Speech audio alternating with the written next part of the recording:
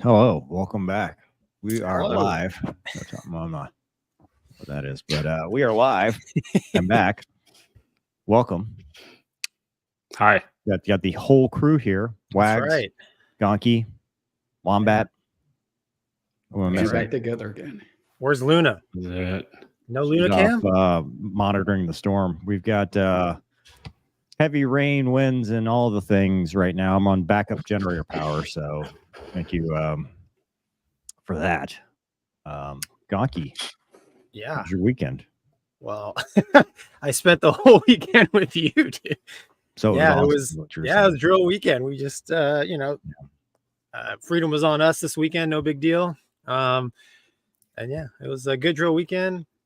I'm back home, kind of hunkering down for the same storm. So I'm in my temporary office here, and she's rocking and rolling with all the wind. So yeah. Wombat, welcome back. We haven't seen you this year. It's been a minute. I realized that I literally just plugged in my mic as I was waiting for your 2 minutes. Nice to do because that, I was like, I'm out of practice. So thanks for having me. Welcome back. And Wags, Welcome, sir. Thank you, sir. We've got a lot to talk about today with your 2024 and beyond. We do. Lots of questions out there. It's awesome. Yeah. Well, we'll talk about DCS, and we also need to talk about Gonky's P-51 versus Hornet thing. Apparently, Gonky I has, know the Gonky, skill that people saw was amazing. I get it, dude. It's no big deal. No, Gonky, just tell him. Just tell him. Please just clear the air.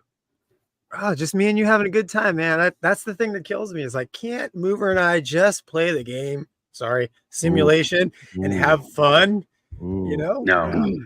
So I guess the controversy is Gonky said, "Well, is that thing doing that?" Because of course it's always surprising to him when I win, even though that's the standard. I'm used to real life. Sorry, I won there too. What are you talking about?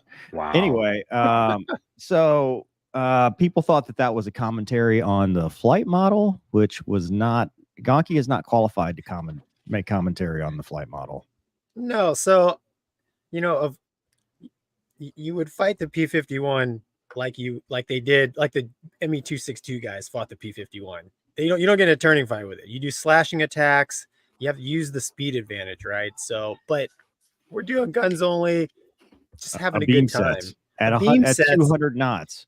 Right. So we are fighting the P-51's game and just seeing how the Hornet does, essentially. And it's pretty amazing because, modern fighter jets are pretty powerful, but it's for somebody who has really no experience with World War II era fighters other than watching stuff on TV.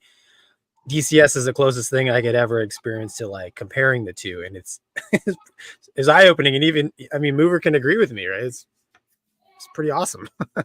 Yeah, it's pretty humbling. I have P51. Is that not? Start a GoFundMe. All right. Well, What's the all you name got to of do is live in an Airstream. You'll be fine. it? What a band, Perfect. bro. Anyway, moving on to our topic. Well, first, Wombat, did you have a good weekend? Yeah, it was good. I was pretty Okay. low key. Sure. Pretty low key weekend. Wags, good weekend. Good. Yeah, Guys, catching up on a lot of reading. Yeah. Wife's in Japan right now, so quiet house. Yeah. Well, we got a Japan mishap to talk about, but first, Yep. in the breaking news actually, category, Sure, that makes him feel great. That's a great Yeah. segue. She was actually same He didn't get there airline. by a hot air balloon, so I'm pretty sure that was not a great segue. Yeah, so she was same airline, same airport, only separated by a couple hours. Wow. Yeah, I know that kind of freaked us both out. Wow. Yeah, that Well, was crazy. all right. That's wild. So Good job, Mover.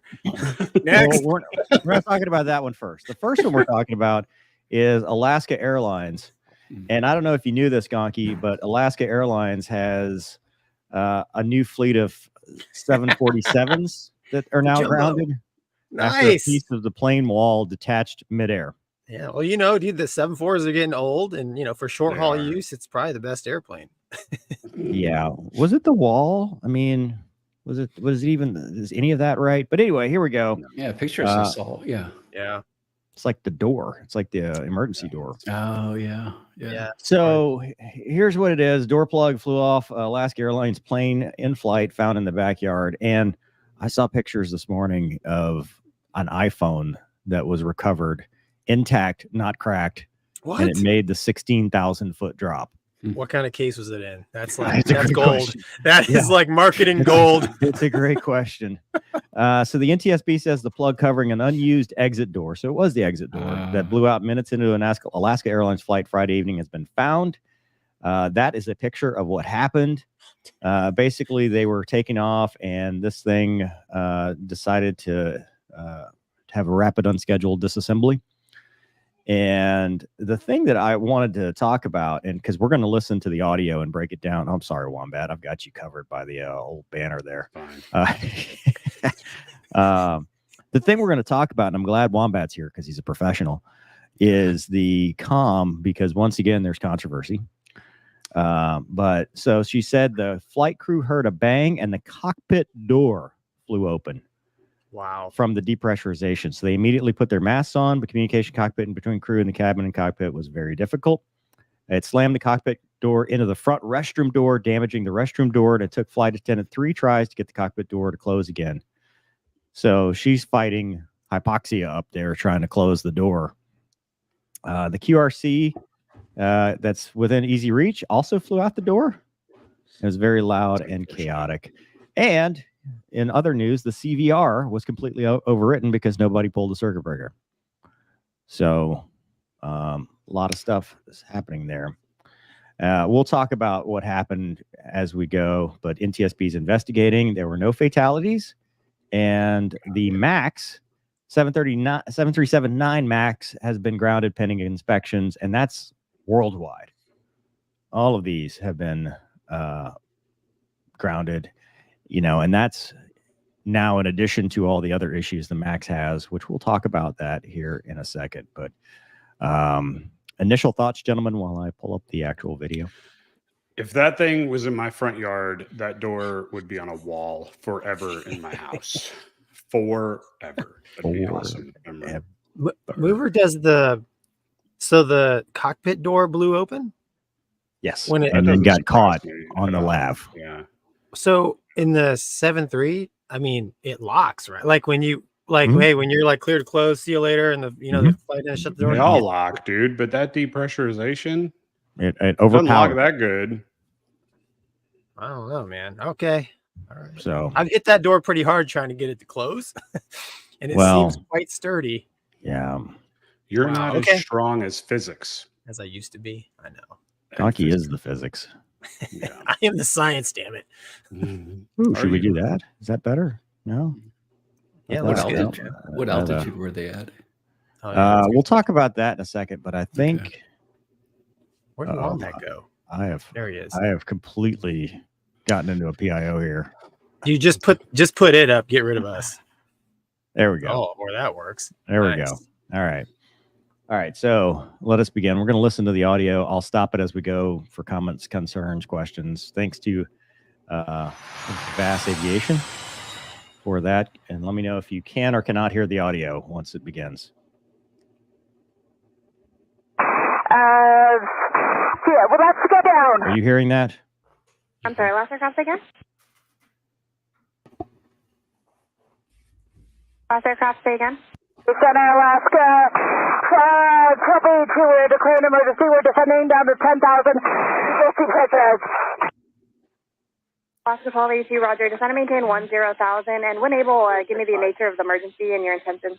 Okay. So first thing, this is another controversy because last week, Wombat, I don't know if you watched the show, but we Of course talked I did, about but specifically talk about what your controversy is. we talked about the 737 Max that took birds at New Orleans and did a great job of coming back. And in the comments, it was, well, they didn't do it right because they said very coolly Southwest whatever emergency versus Mayday, Mayday, Mayday, pan, pan, pan, help me, help me, help me, etc. Uh-oh. What happened? Lost my screen for a second. It's back now. So they said, in like in this case too, and she did the same thing. She basically said, we're declaring an emergency, descending down to 10,000. We got depressurized. And I know they're teaching that at the schoolhouse, at least they're teaching us, because of IKO. They want you to say Mayday, Mayday, Mayday. But I don't know a single military pilot that would ever say that. No, I do you don't think? either. And it's, I think they're both interchangeable at this point still. We're the, to my understanding, and again, I'm just a domestic pilot / instructor, but where the pan, pan, pan, or Mayday, Mayday, Mayday comes from is like when you're on the track system and you're not necessarily talking to anybody specifically, you're not under radar control. So you're just going to throw out there to the world, hey, FYI, we have an issue and we're descending, period. Or we're coming off the tracks or we're doing whatever, right? Whereas in this case, when you're in a radar controlled environment with ATC, declaring the emergency is what would be expected, because you notice the air traffic controller immediately goes, okay, well, just like you are probably trained, just like we've all been trained, you know, as soon as you say the words we're declaring an emergency, it's going to be state the nature of your emergency, souls on board, fuel on board, because they have they're pulling their checklist to do. So I think this was 100% handled correctly as of this point, frankly. There's you a can hear them, they're whole- already on the masks at this point. Yeah, You can and hear it. that's the other piece. So there's a whole discussion on the social media, especially X or Twitter or whatever it is, about, well, they didn't do that. And Mayday irks me because it's wasted comm. It is. I Because agree. you know, unless it's congested and you can't get a word in edgewise, but aviate, navigate, communicate may be a cliche, but at this point, it's a directive. We are descending. We are an emergency, and here's what we're doing. We're not asking. This is not a request. This is here's what's going on. Questions on that. And Agreed. the other thing I looked up, so the reason I brought the article up first is because I wanted to get the backstory. So this is like another one of those classic simulator scenarios where you're getting your butt kicked because bang, I like that. doors open, QRC's out the window, you're depressurized, the alarm's going off because in the Boeing, you know, you got the bell that's going off because you've depressurized, and it's rapid. Now, time of useful consciousness at 20,000 feet or less, which they were at 16,000, I think, is 30 minutes or more. So it's not an immediate hypoxia risk, but it's a let's put our masks on immediately. And masks are pressure breathing. It's very hard to talk, and it's very hard to maneuver and recheck lists and all that stuff with all that going on. Gonky? I agree. Yeah, you know, everybody complaining about the comm. Like the way I look at all these is if Alaska 1282 didn't make one radio call, and they just squawked 7700, and they turned around and landed, and everybody lived. I'd be like, nice job, great job. All right, like taking a look at some things that we can all learn from. Hey, next time maybe declare an emergency, over the radio. Well, they did. I'm just saying. Mayday. Yeah. I'm just saying the most important thing is, this crew aviated, and I've never been in a real depressurization, but I think us three have done it in the chamber, and it's if you're not ready for it, it's quite an eye-opening event. You're sitting there cruising along, and I can just imagine, they don't have a tray table, right? But they're probably getting their snacks out and, probably getting the magazine out. They're not even top of climb, so they're still working. Yeah, okay. They're above 10. They're above 10, so they're switching chilling. gears. They're in a cruise more so. Yeah, they're talking about the contract, whatever, and then all of a sudden there's it's a literal explosion. The merger. Yeah. Fog, doors flying open. That's a good point too. Dude, fog, I have no idea all the windshield, everything fogged up. Yes, it's dude. Cold. In that moment, it's like, did we just blow up? Was it a bomb? Do we hit somebody? Like, do we have wings? What's going on? 100%. If it's me, I'd probably key the mic and scream like a little girl. I don't know, but kind of like if you hit a coyote on a back road. That was you, bro. Oklahoma. It was you screaming. Don't even start me. But I've heard that scream. So we're actually doing a training. CQ this cycle actually is all our pilots, at least on the Airbus fleet, are coming back and doing oxygen mask training. They're on the mask in the sim for 30 minutes. And I'll tell you, I know. But we all did it too as instructors, and I do a lot of the day 2, the maneuvers, Val, more so than the day 1. And I'll tell you, every one of those guys, I'll ask them, "Hey, what'd you think?" And they're like, "It sucked, but thanks for making us do it," because there's so much that comes out of it. Everything you said, Mover. It's hard to see, it's hard to talk, let alone if you have glasses. If you wear glasses, forget it. If you're the captain and you're reading through all the checklists. Right. I mean, that's miserable. If and you're your the FO QRC and you're just went out the window. Well, that's another factor. So, I mean, there's all these things we're trying to do, and this is just in a sim environment. So, I mean, obviously we can't replicate everything, but I'll tell you, it's very eye-opening. And I thought of it when we did this. So, yeah. So, little question. What would the passengers hear in this case? Not a lot. It'd be loud. Noise, wind noise, the bang, the wind noise, and the mask. Oh, I'm sorry. I mean more from the crew. Probably not a lot initially because of how busy they are. Honestly, I mean, it's definitely I will tell you not to be. And again, everybody's their own pilot, right? But if this is my situation, my number one thing is flying the dang airplane and making sure. Because like Gonky said, I have no idea. Did we hit somebody? Do we have control issues? Is this a terrorist act? Is this, and then you have no idea. And this happened, if you remember the Southwest one that happened where. Yeah. The fatality. And I remember listening to the captain and she was like, I didn't know how bad it was. I didn't even know what we were dealing with. Right.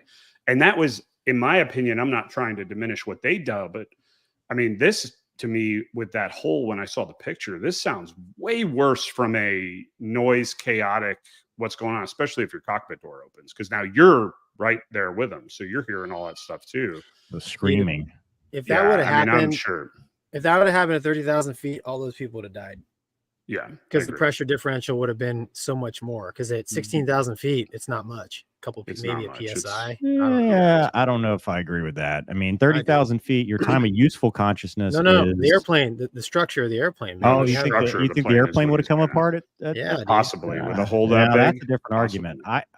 I'm just talking hypoxia. I was trying to remember it. How long did the mask give you? Is it 30 minutes?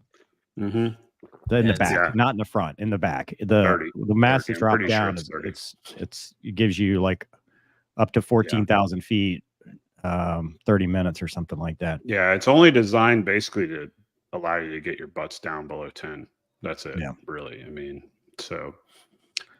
All right. Yeah, it's pretty crazy. Anyway. With that in mind, let's continue. But this was also addressed in the comments because everybody, as soon as they hear a woman, right, they're going to be misogynist and be like, well, she sounds panicked. She sounds like she's wearing a mask. That's what she sounds like to me. She sounds like a lot of bad things just happened. The startle factor is there. and they're working it as fast and as efficiently and as smoothly as they can while wearing a mask in some very uncomfortable situation at night.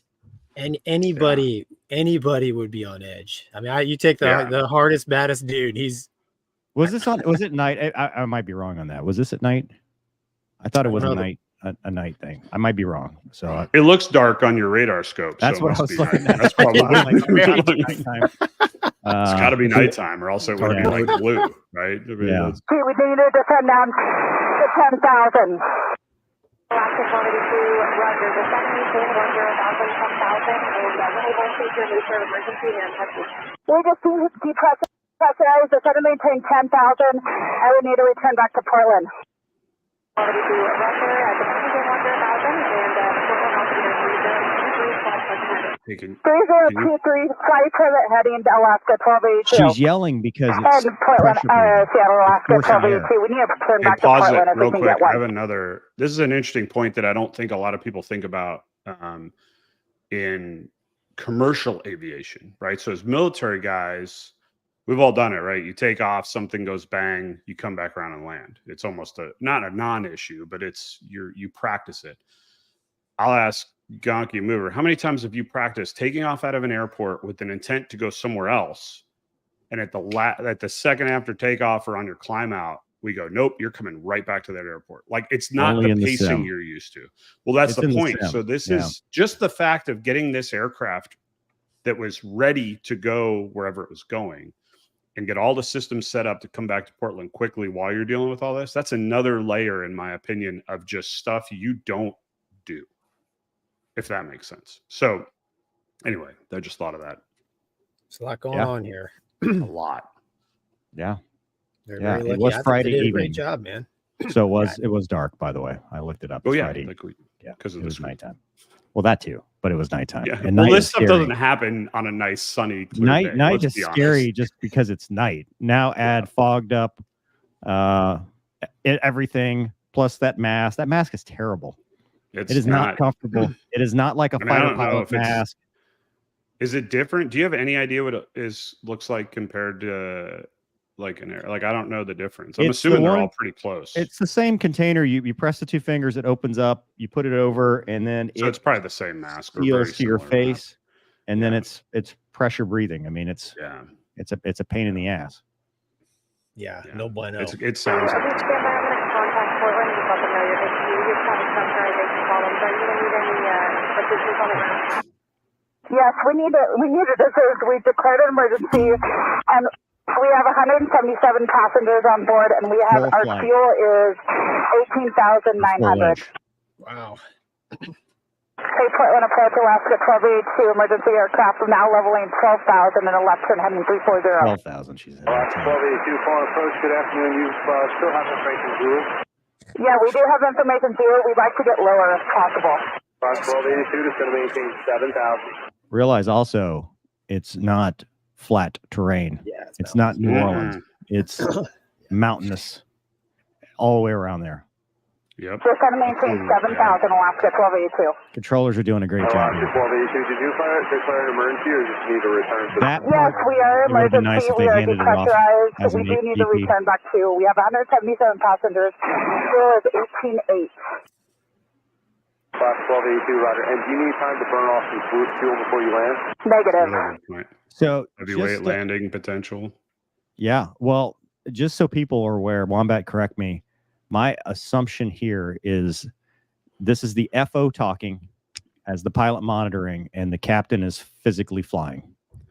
Okay, so that's a good point. It depends on how they train. So what I'll tell you is if it was done textbook the way we train, it's actually the FO flying and talking while the captain is running whatever checklist, etc. And then at some point, my brief is, hey, when we get close to final, get me back in the loop. So if you hear a voice change towards the end, which I haven't listened to this, so I don't know, that would be that. But it could very well be the FO talking and flying. I'll tell you right now, if it's me, I'm not flying this airplane. The FO is flying this airplane. I got way more things to worry Flying about. and talking, or just flying? Initially, my FO would be flying and talking while I deal with Okay. everything else. And then once I deal with everything else, especially if that door's open. I mean, you got a lot of stuff as the captain that you're trying to figure out. I pawn off the flying and the talking to the FO. And then once I get all that squared away and kind of in one sock, if you will, then I'll come back in the loop. I'm probably going to take the comms back, but I'm going to let the FO fly. There's not an FO that I fly with that isn't perfectly capable of landing the plane on any given day. So I don't need to think about that, you know, especially if it's not a controllability issue. If it's controllability type thing, I might take it back only because, you know, it's kind of like the old adage of I'm going to try to land on the longest runway, even if I don't need it, because when I'm in the dirt at the end of it, at least I could say I landed on the longest runway. You know what I mean? That's kind of maybe that was the Navy that beat that into me. But in this case, it could, it could very well be that that is the FO flying and talking. But I will tell you, and I'm not trying to sound, it sounds like just the way she's speaking, it may be the captain. Just the things she's saying. I think it was in the Southwest that you referenced earlier. It was the captain talking. Like when you hear the comms, it was the captain talking. Yeah. Hoover, is that how? Go ahead. I mean, is that how you guys, like in your experience, is that how they do it? It was in the sim, at least, it was always whatever the captain, they gave the captain the option because captain's authority on how they wanted to run it. And a lot of captains would do that where bang, you're an emergency. Okay, FO, you fly, I'll talk, or you fly and talk until we get a plan, and then we'll go from there. Yeah. Okay. Ready for the approach now. You hit 28 left, okay?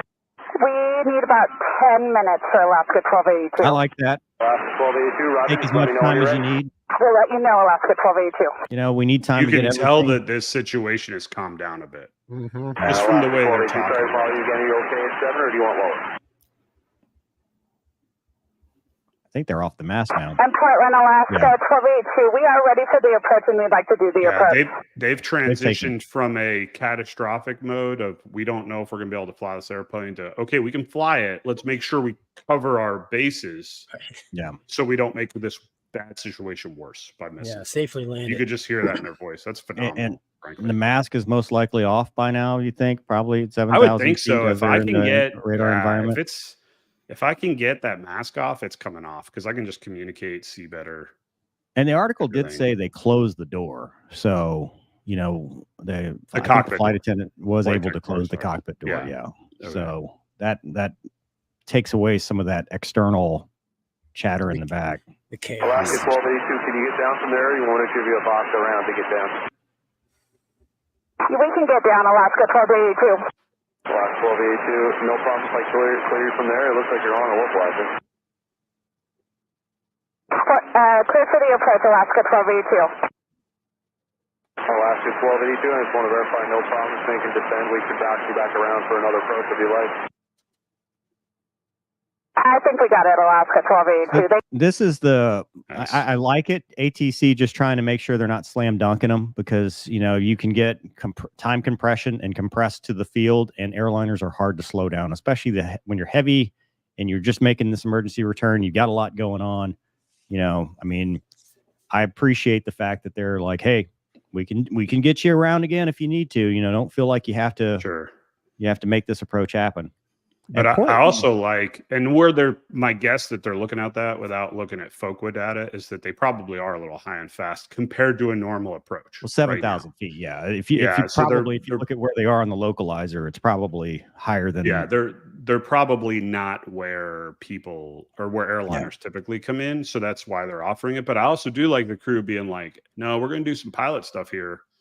Because again, I guarantee you, they probably, I mean, man, if I'm hearing a door blew out, I'm assuming that we've lost people. That's in the back of my mind right now. I have to be that way. And it's like, okay, there's a balance between a box pattern and do I get this thing on the ground to save more lives? You know what I mean? Yeah. So I commend them for what they're doing a lot. Thank you. Last 1282, no problem. Contact and she's tower, polite. 123.7. Yeah. Have a good night. 2377, good night. Yeah, we're back to normal comps now. Yeah. Good night. Light. Portland Tower 1282, we're on the ILS 3, last emergency aircraft. Alaska 1282, Portland Tower, wind 160 at 11, runway 28 left, please connect. Settle in at runway 28 left, Alaska 1282. So that might have been the captain the whole time. There's your pictures Yep. at the door. That's wild, man. That's wild. It's a plug style. Like that Yeah. shouldn't It happen. shouldn't come out. Yeah. It's wild. Well, that's why they're grounded now while they figure Yeah, this out. so So No, the only thing, cursed. Do they share landed the same safely and door? taxied to the gate. Nobody was sitting there, from what I That's understand. Amazing. Yeah. I wonder if heard this is rumors going to of that. make it easier to get the exit row now. Well, you Because got- nobody's gonna What I'm wanna- deadheading to be like, all these Yeah. exit Yeah. rows are open. all Like, the oh, exit man. rows are always open. But so what did we learn from this? Number one, great job. 100% great job. They handled this just like the Southwest folks last time. They told ATC what they were doing, what they needed. They handled the emergency, and everybody got safely back on the ground. What else? What else can you ask for? Doors that don't Yeah. blow out randomly. The hatch just blew, right? Yeah. The hatch just I would blew. ask for that. That's, in my airliners, I asked for the plane to come back in the same One piece. structural rigidity that it took off with, but that might be too much. I don't know. So, but yeah, Would I still fly on a 737 Max? Yes. I don't think this is a indicative no, of a, well, not of right a now. You greater- wouldn't, but because they're, Well, they're not well, going I mean, anywhere, in but- general, do I think it's Yes. it's a, you know, as much as I have voiced my displeasure with that airplane, I don't think, with as much as it flies and with as much as, you know, Sure. I mean, airlines trust it. I don't think it's an inherent problem. Like, I think it's a one of these bad, things. it's a they'll do bad some inspections, coincidence that it's they'll that fix it. plane. Yeah. Yeah. Yeah. But it was a new airplane. It only had like 4 days on it. Oh my gosh. Man, I get to go pick up a new airplane soon. Don't That means say it has a stuff like warranty. that. We're good. Yeah, but that's from France. That's true. Bonjour. Germany, actually. is where I'm Okay. going, but- Wags, you got anything for this? No, I guess the only thing kind of struck me was I imagine there's a lot of adrenaline pumping with her, and the fact that she kept it pretty calm. Yeah. I think was Yeah. pretty telling as well. Yeah. I think also I people- don't like. Sorry. Go ahead, Gonky. I was gonna say, I mean, people also have to, the haters, right? The critiquers, they got to realize most airline pilots, and Wombat, correct me if I'm wrong, will go through their entire career with every day just take off, put the wheels up, put them down, land to the gate, go home. Hopefully, Like, that's the goal. right? That's the norm, and we get training on stuff like this, but it's not like everyday training, right? It's not like every day going to the gym. It's once every 9 months or 6 months or a year. It's Yeah. and you don't have enough time to go through every scenario. So just the Well, that's why the aviate, navigate, communicate. It's like the basic blueprint to surviving any kind of thing like this that happens. And like just watching, we've seen 2 of these now, and it's just like, wow, that's amazing, because hopefully that's the last time those pilots and flight attendants will ever have, hopefully that's their little career. yeah. And they're done. And to your point, I mean, especially Wombat talking about, I don't know what structurally this aircraft is, dude. If that door had hit a stab, Oh, dude. No, you know what I'm saying? I mean, if that Yeah. door had hit something structural, like this is not just we lost a door. Very I mean, lucky. Very they're lucky. and they're lucky the surrounding structure, didn't have problems too. I mean, when you're putting that much air load on something that's not meant to put air load on, it can be dangerous. So, Yep. very fortunate that this is something we can talk about. Obviously, we're not going to speculate on causes or anything. Let the investigation do its thing. But, dude, this is one of those things you talk about at the schoolhouse and you learn from. Oh, yeah. And Oh, kudos I to guarantee the you they crew. are. I mean, we Yeah. don't have the max, but I guarantee you they are here as Yeah. well. Kudos to the crew for doing that. Yep. So, Nice job. going to the audience, we've got. I almost forgot about him because Doug's not here. Sorry, Doug, couldn't make it tonight or today. Yeah. Big Cheese says, not sure if you've seen an elephant walk at Beale yet. Pretty damn cool. Have you ever participated in elephant walk planning? How difficult is it? No. I Yeah, have they not. did That's the an Air elephant Force walk with the thing, U2. right? Yeah. I don't understand the point, but that's Yeah, just so me. how- I was gonna actually put that as one of the things to talk about because I'm like, I don't understand the point of this. Like, they just put all the airplanes on It's the to runway. show the satellites what we can do. It's they're Ezekiel. pushing What's them out your there. name? Ezekiel. It's just a big flex. Yes, There you go, That's all Ezekiel. it is. Yeah. It's to show the lobbyists what they're lobbying for, so the Air Force can here's get your a tax new dollars. shiny bit of airplanes. So we don't do this in the Navy because we just spend all our stuff on ships. You do. You drive your boat around with everything on the That's deck. true. I don't That's drive true. any boats around. I've never. That's why driven a y'all boat in my stand as you career. come into port, right? All the dudes in the whites. They don't do that anymore. That's actually a long history of tradition that goes back. Early dead boat. Actually, Well, Yeah, a history of thing. tradition of, showing the taxpayers what they got. Freediver says, Wags mentioned looking for a voiceover talent a while ago. How does one submit an audio sample, Wags? So we actually got a really great guy doing that for us. He's already submitted the audio, which we have here today with us. Wombat? So it's just a matter of having the team integrate that into the game. But he's already submitted those audio Nice. files. But thanks to the offer. Oh, okay. Yeah, and you should have been quicker because the royalty checks are unbelievable. Like, Portia. No, I'm just kidding. That's awesome. All right. Thank you for the thank you for that. Let's see. David says, hey, Wags, any chance we can get the super sexy Navy plane in DCS? You know, the one with the big rotating disc on it and the props. The ladies love it, asking for a friend. Oh, It's not me. jeez. It's not me. I'm just, Maybe someday. Maybe Yeah. someday. Wombat's like, thanks, bro. yeah. Thanks, bro. Don't It's put your confirmed. name. They'll know it's you. Don't From give what up. I'm hearing, it's confirmed.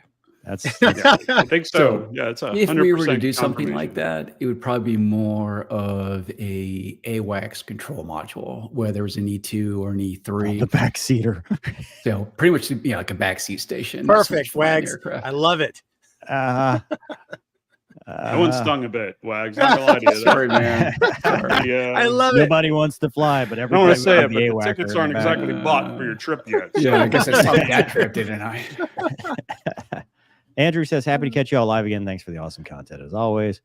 Rich is my hero. Just says, Thanks, man. thank you. Bailey says, nothing better than a bunch of armchair quarterbacks in the comments who've never been in that situation. I haven't seen anybody in the probably talking he's about just what I was talking. talking Yeah. about.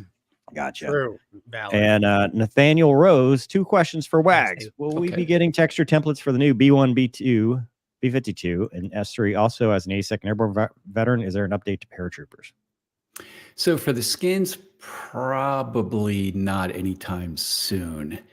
I'm not sure how much I can go into it, but we've been having more and more of a case of essentially some folks pilfering our work. I'll leave it at that. As for the paratroopers, actually that's more tied to the upcoming infantry we're doing. And actually we have a newsletter coming next week that will be talking a little bit about the new infantry. Cool. Thank you for that. Bailey says, referring to the procedure when I was at AS, the FO would fly and talk while the captain was the event manager running checklist ops. So this person was at Alaska and says that that's might be the FO. So good information there. And then Will Wheatley. Wheaton. Oh, Wheatley. Not Will Wheaton. Something Wombat Tic Tac. Oh boy. Perfect. Okay, moving on to our next one before Wombat gets mad at me. I'm not. Are you still mad at me for that? I don't know. I can't remember. There's a list Okay. of things. I'm mad because you keep putting my face on. Yep. There you go. Look, Are you mad, It's- Wombat? Click. Yeah. I fixed it. Sometimes it's center. So on January 4th, a B-1B bomber crashed as it was attempting to land at Ellsworth Air Force Base in South Dakota, a very cold place. Incident occurred during poor weather in below freezing temperatures with dense fog, maybe ice fog. According to local weather reports, radio traffic from local first responders shows an active fire and an explosion. It crashed at 5:50 p.m., so it's dark, probably. And airbase is closed. They said the crew was treated at a local hospital for non-life-threatening injuries. The 28th Bomb Wing said in a 5JN statement, the other 3 crew members were treated and released. It's typically 2 pilots and 2 Wizzos, all with ejection seats. and that is all the information they had. So ice fog sounds very not Yeah, possibly. nice. Yeah. No, that's really bad. Yeah. Imagine So for that jet. I mean, we're glad that they did well. It sounds like it was some kind of in the landing environment kind of thing. But it's interesting because the one picture I've seen, the airplane is, I mean, it's burned up, but it's reasonably intact. So it wasn't like right. It's not like crumpled into dust. It was like the landing phase. Yeah, it looks like it happened like in the landing phase. So right. And what I wanted to bring up, because the first thing that came to mind was this back in 2018. You guys heard this story about the Distinguished Flying Cross for heroic response to fire ejection seat failure? No. Yeah, the one guy on the right there, he was in my pit class. Really? Yeah. Did he tell you the story? No, he was he went to the B1 after. So this happened after I met him. Good dude. Oh, yeah, okay. Good well, dude. Really good dude. So still is a good dude. I know, that's what I'm saying. So back in 2018, this crew was awarded the Distinguished Flying Cross for their bravery for something, I don't know if we're not going to call it similar, but an emergency that required an ejection. However, what happened was when they had some kind of in-flight fire or emergency that's like, we've reached the point of the checklist where we have to eject. And they reached the checklist, and I guess the seats aren't sequenced, so it's everybody pulls. And the first guy did, the seat didn't fire. And so once that happened, it didn't function, and the aircraft commander said, all right, stop, let's figure this out. And they flew it around. And they said it failed because there was one particular part that had gotten crimped. Goldfein said, the chief of staff back then. Pulled the handles, signal to ejection sequence didn't flow. So what happened next? So it may be, that may have stopped the sequence too. So it may have been sequence seats, and it may have, when it, did his, nobody else's fired, so they had to do it manually.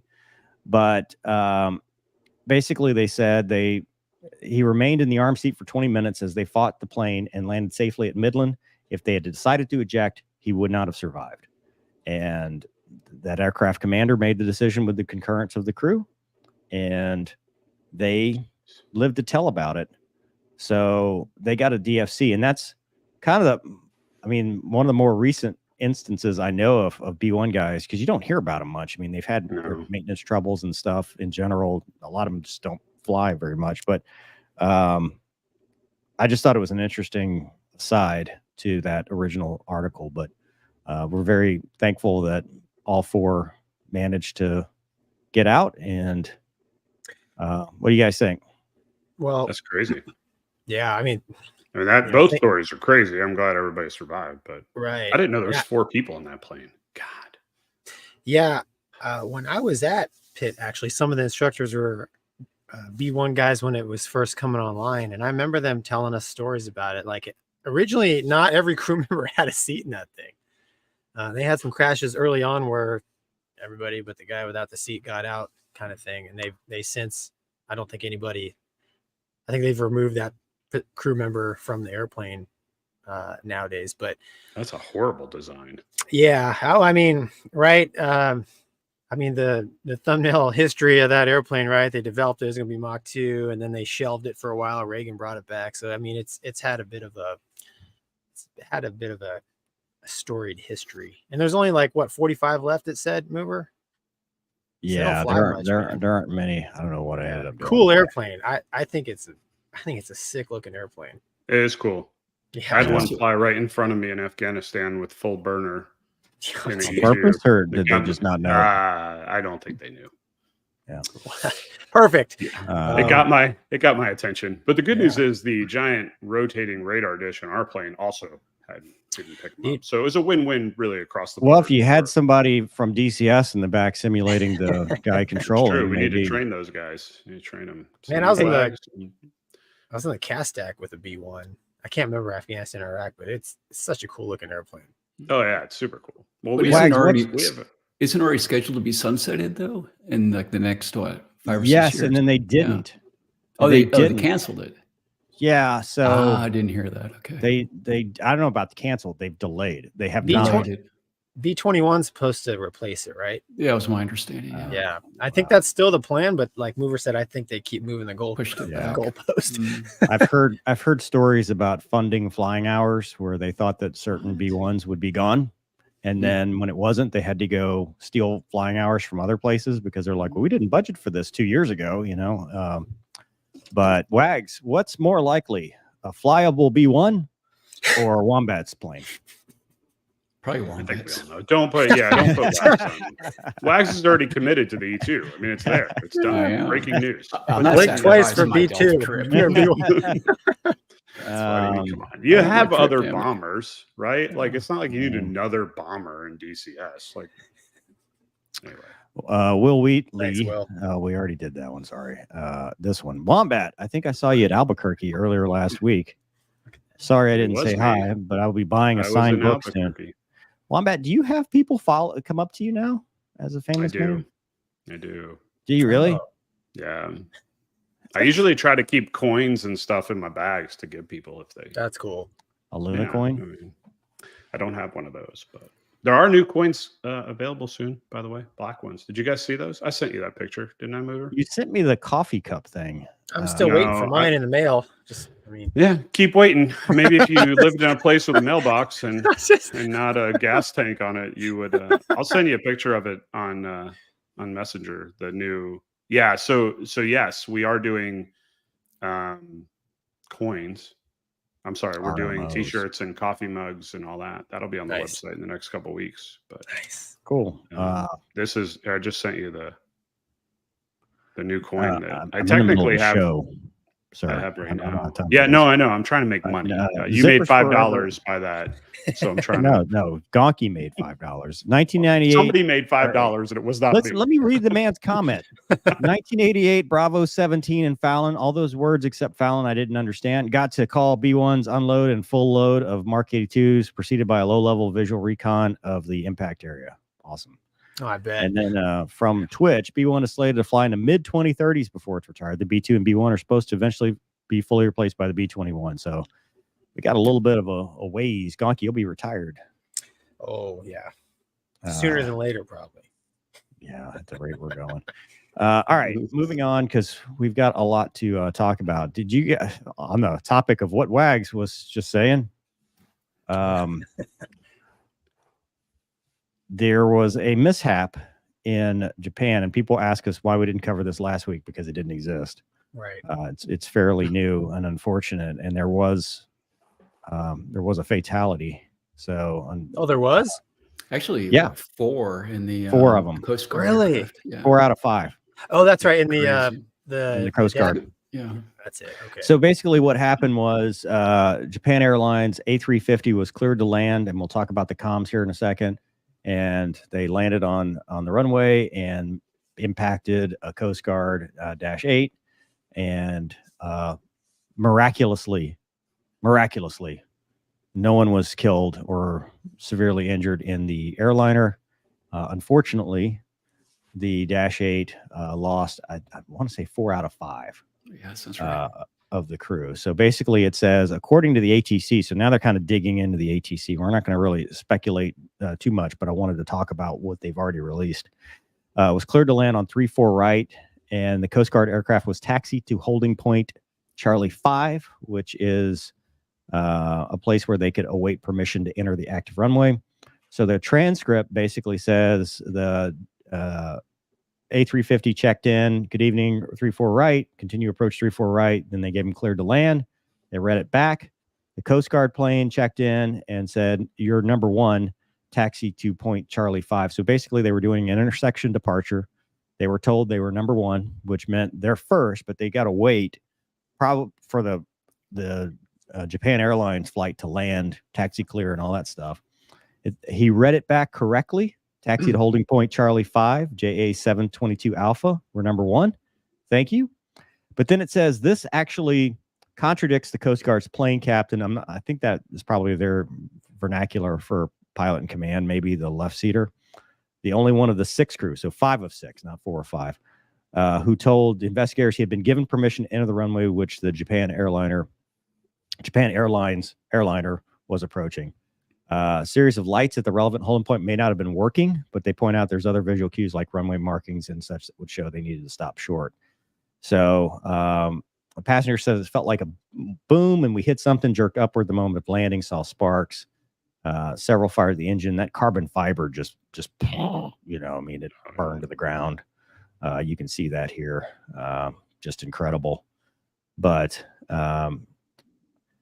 you know, this sounds like the thing they always talk to you about as far as in training. You know, somebody enters the runway and you can't go around. It's just, I mean, there's literally nothing you can do. And from the Coast Guard side, this is the reason why we read back and we confirm, especially as a crew, when you're entering an active runway, you know, that you're cleared to take off and all that stuff. What do you guys think? It sounds like it's a communication error, perhaps within their own aircraft.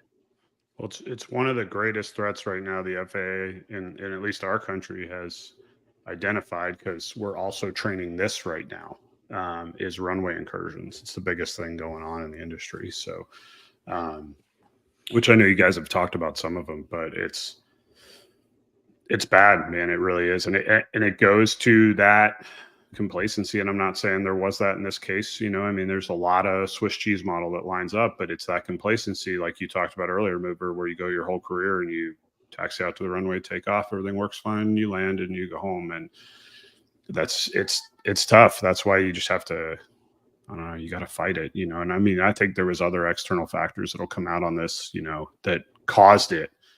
But it sucks. It really does. Yeah, it's grateful that it wasn't worse, because it could have been way worse. Oh, well, the fact that everybody got off that 350 shocks me.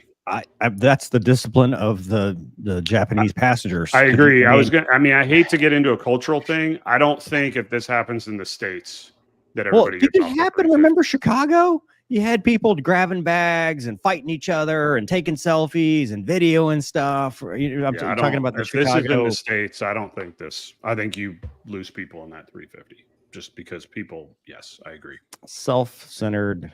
Yeah, anyway, Gonky, you were about to say something. I apologize. I mean, being primarily a military pilot, like every time in the airliner, I go into a busy airport. I don't know exactly. I've never flown in Japan, but like that whole phase of just getting in and out of that terminal area is, in my mind, like for me especially, is the highest threat, because, you know, there's other airplanes. It's like the closest proximity you're going to be to a lot of different airplanes. And, you know, sometimes like one radio call, you might get mixed up with another one, or you thought, you know, you always like, I thought that's what I heard, but did I really hear that? Because, you know, maybe the guys, I'm not speculate, but, you know, sometimes you hear what you want to hear. Sure. And that can, you know, you can make those mistakes and be okay if it's just kind of you out there and, you know, the wild blue yonder. But when you're in a really busy environment, like an airport, that's when things can happen. And there's levels of safety, but this isn't, unfortunately, it's not the first time this happened. In the late 80s, they had, I think, the US Air 73 land on the jet stream. Right. And unfortunately, you know, fatalities on both airplanes. Tenerife. I mean, Tenerife was takeoff, but same thing, right? A runway incursion. And even Wombat, right? In LSO school, one of the worst accidents we ever had was the Prowler trapping at night when the S3 was still on the wires. And you got, I mean, how many LSOs are on the platform? You've got everybody on the flight deck, the air bosses.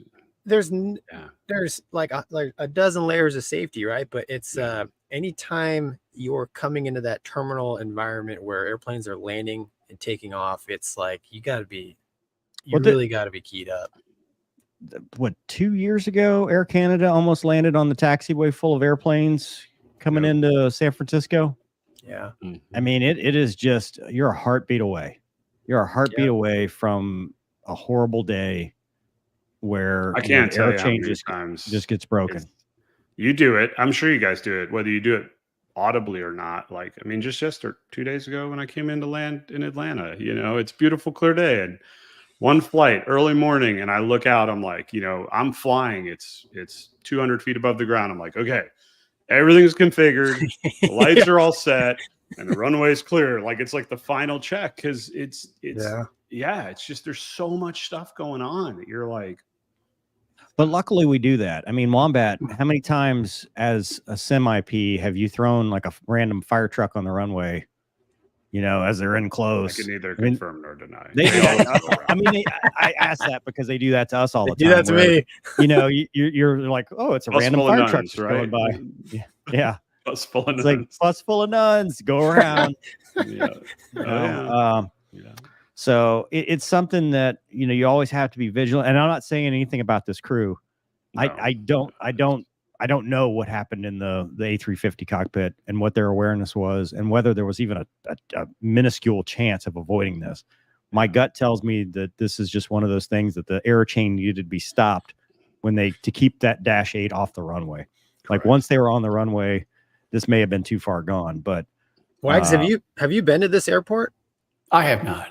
No. Okay. But I guess, you know, from a point of ignorance, I guess the one question I have is, you know, outside of the comm, would you always do a visual check of what's on final before taking the active?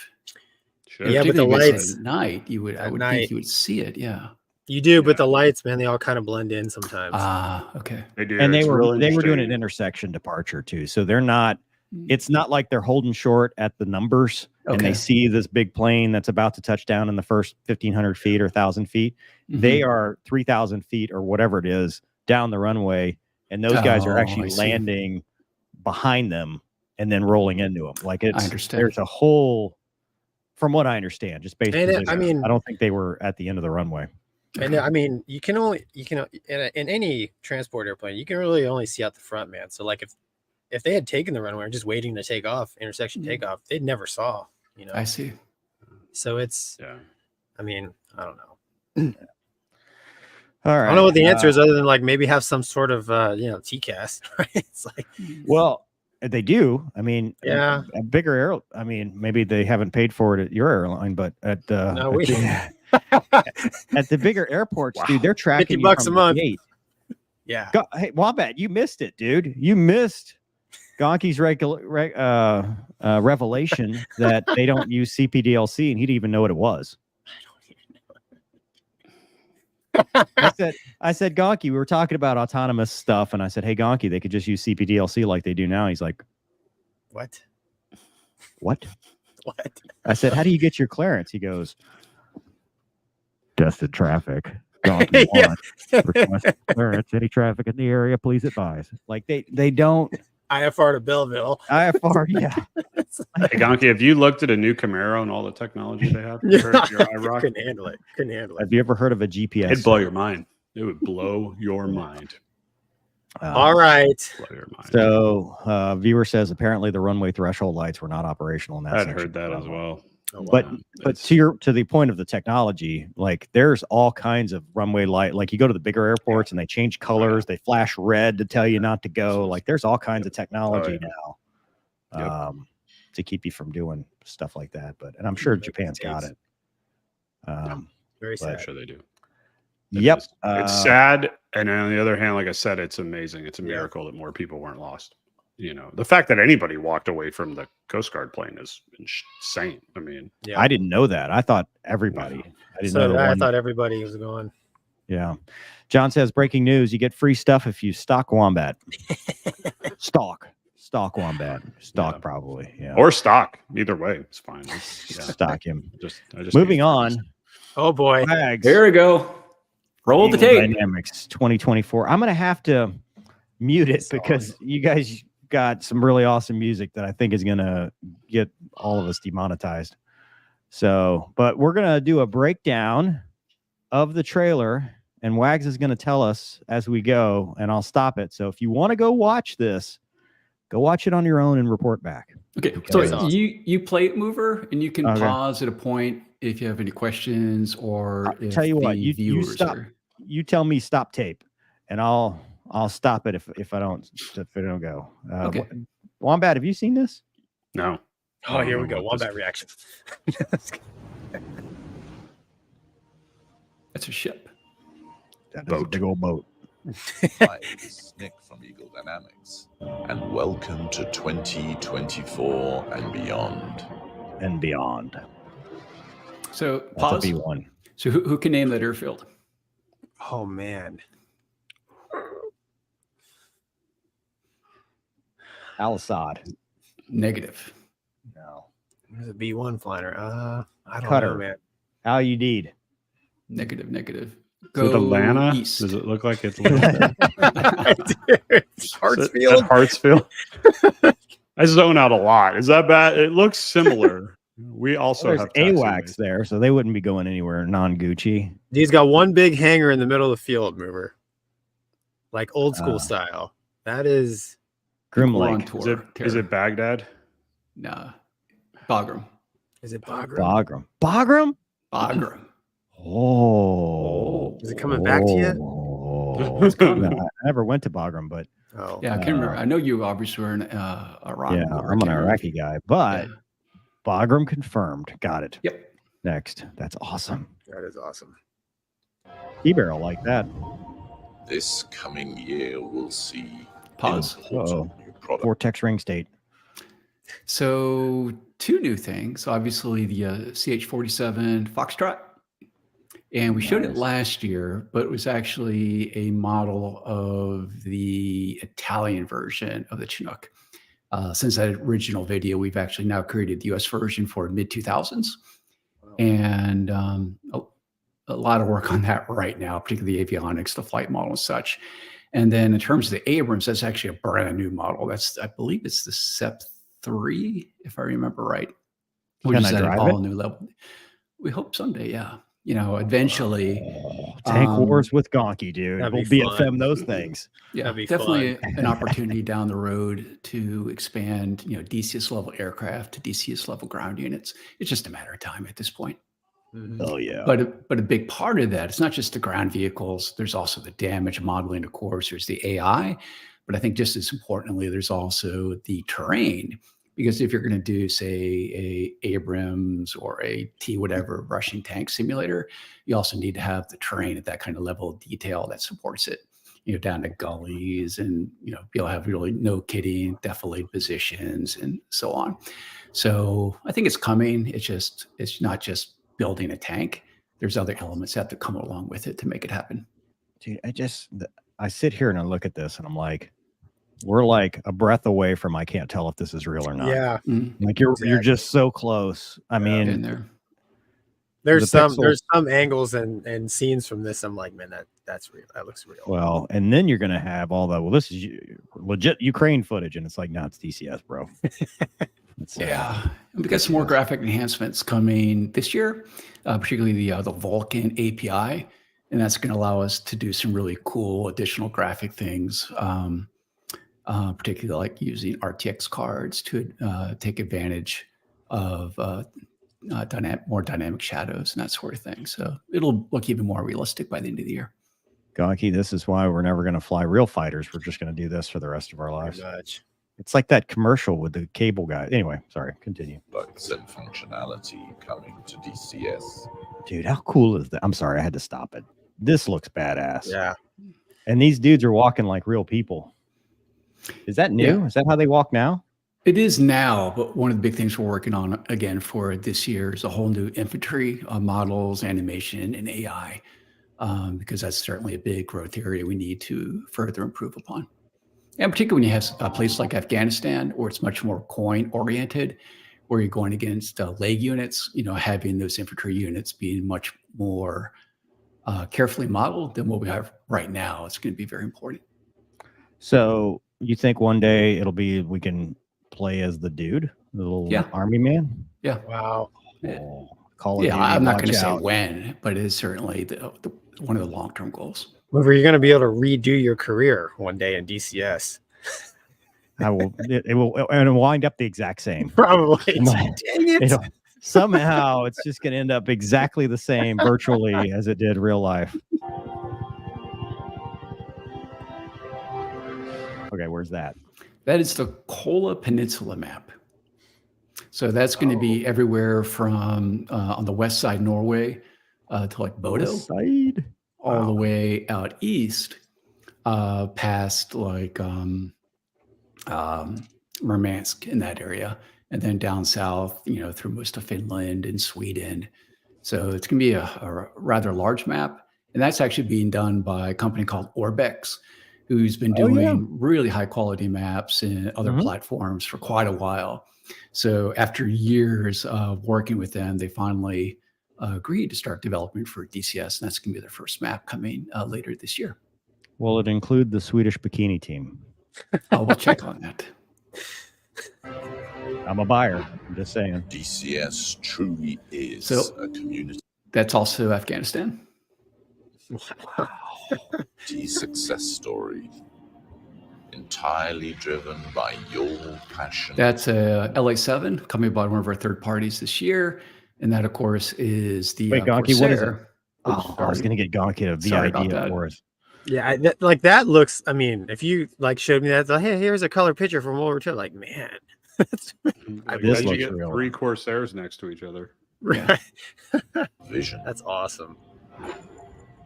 We share your That's inside of the F4E Phantom 2 coming from Heapler, also for this year. It's actually the in helmet, dude. pre-order right now. Gonky's got his pre-order in. Cool.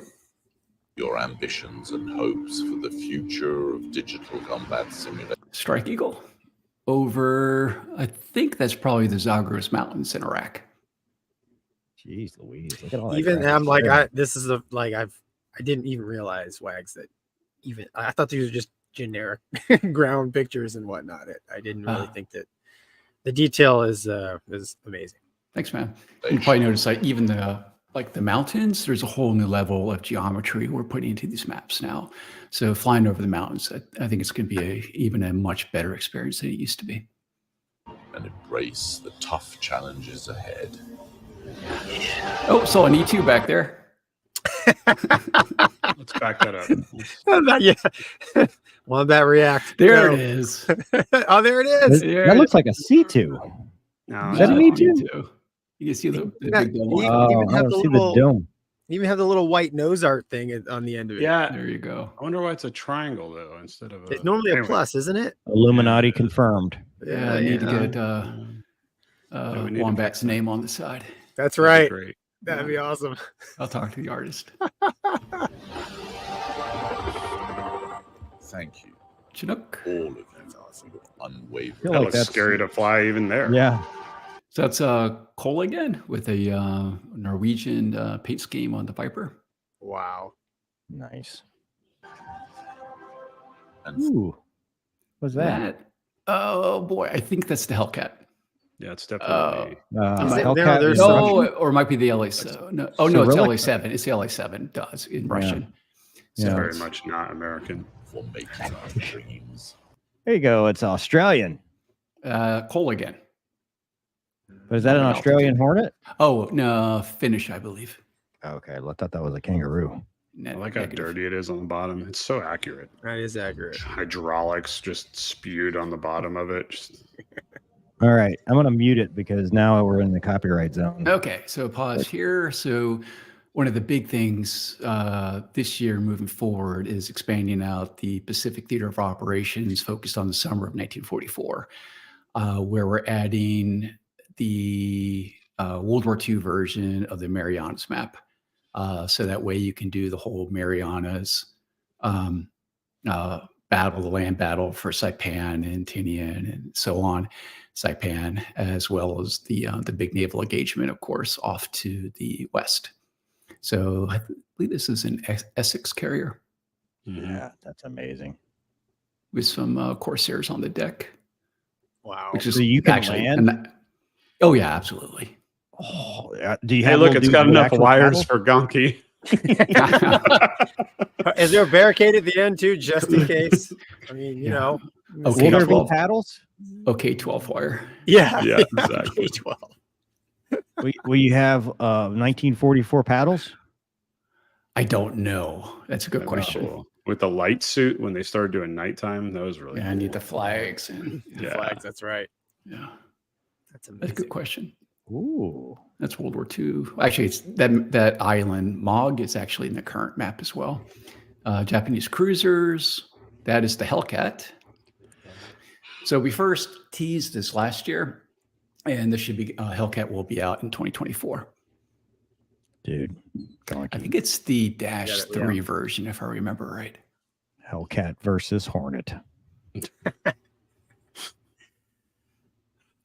Some buffs. Tomcats. Oh, that, Tomcats this is down cool. low over the Iraq map. Go with your VID, Gonky. Forget, dude. Say It's something. a bad. surface-to-air missile, right?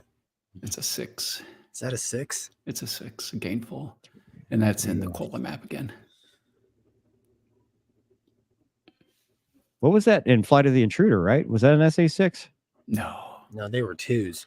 2s and Right, 3s. yeah. No, it was the portable one, the one that was driving around. That was the. Are you thinking behind enemy lines? No, I thought there was one at the end where he got That was shot a- down and That's he- a Oh, ZSU, yeah. I wasn't think it? it was a gun system. Yeah, Oh, it was a ZSU gun. 23. Yeah. yeah. So- It's been a while since I've seen that. Corsairs over Marianas World War II. Dude, that's Ooh. awesome. This is so So cool. that is, go back. Speak of the devil. There you go. Mm. That's the Uh-oh. north end of Saipan. That's So during really the cool. Battle of Saipan, there were P-47s And deployed there. B-17s. I'm not sure about the B-17s were ever deployed to Saipan, Okay. but the 47s were. But I believe at that point it's still the Razorbacks and not the Ds that we have in the game. Can we simulate? Did you the ever Doodle fly over raid? that, Gonky?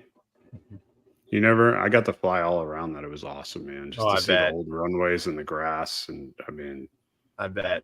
and how Would you far hear out the, in the middle of nowhere you were. I was like, We hear the Air Force is bringing back North Airfield on Guam. I thought I read that somewhere. Yeah.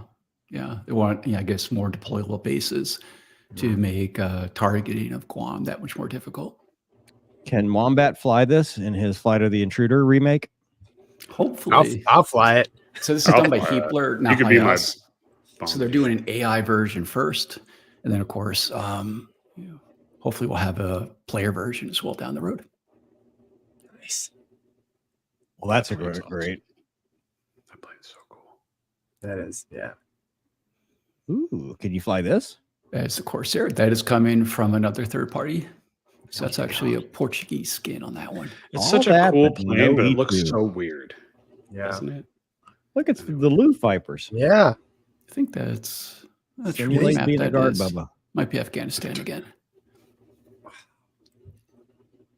Oh, look at this guy. Yeah. This is cool because the guy. I mean, I can tell he's not real, but it's getting close. You're not real in his world, Gonky. Is this a real thing? Can I ride on the boat? We'll build one for you, Mover. I don't Build want mover to. canoe. Yeah. Oh no, Nazis are winning. There's our Hellcat. That's so awesome. Hellcats. Hellcats. We need one Yeah. of those. Let's buy those. Are they cheap? Dude, look. No. So Yeah. the nice thing with the Hellcat is our CEO, Nick Gray, has a lot of flight time in those. So But in real life. Yep. So the nice thing is we basically have a built-in SME on this one as well. Yeah. The model. And of course, all the documentation and everything we'd ever need to do a super detailed and accurate Hellcat. So is That's a awesome. Zero flyable?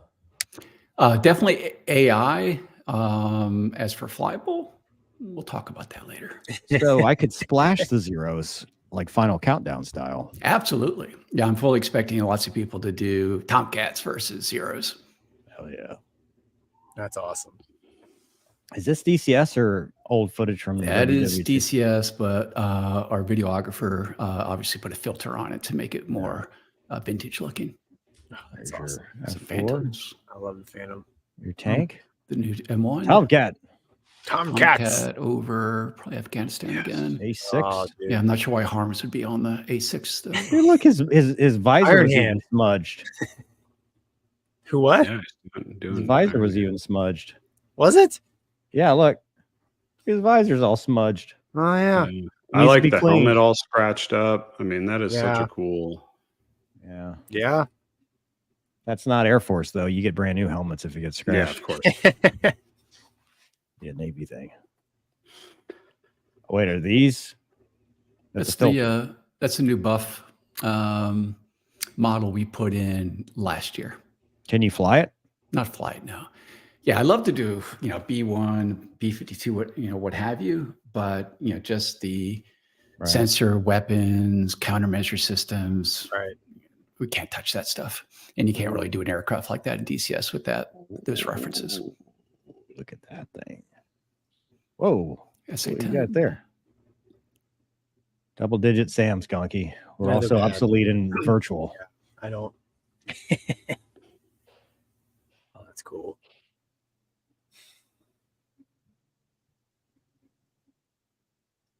Ooh, Yeah, the LA7 again. Ooh, wait, Normandy. dude, are you in the pillbox? I think our video editor did some creative camera control and positioning Oh, to okay. kind of make it look Like, like damn, that. dude. Yeah. That's all DCS? That is. Yeah. It looks he like did a- you're watching that World War II footage. Yeah. that I'm you- really that happy you- with Yeah. what he did there. It's Yeah, probably it's my favorite awesome. scene in the entire video, actually. That's awesome. During Korea, the Navy kill ratio was, That's the F4 site. yeah, that's from Top Gun. Oh, Mirage. Mirage. That's the F1. Yeah.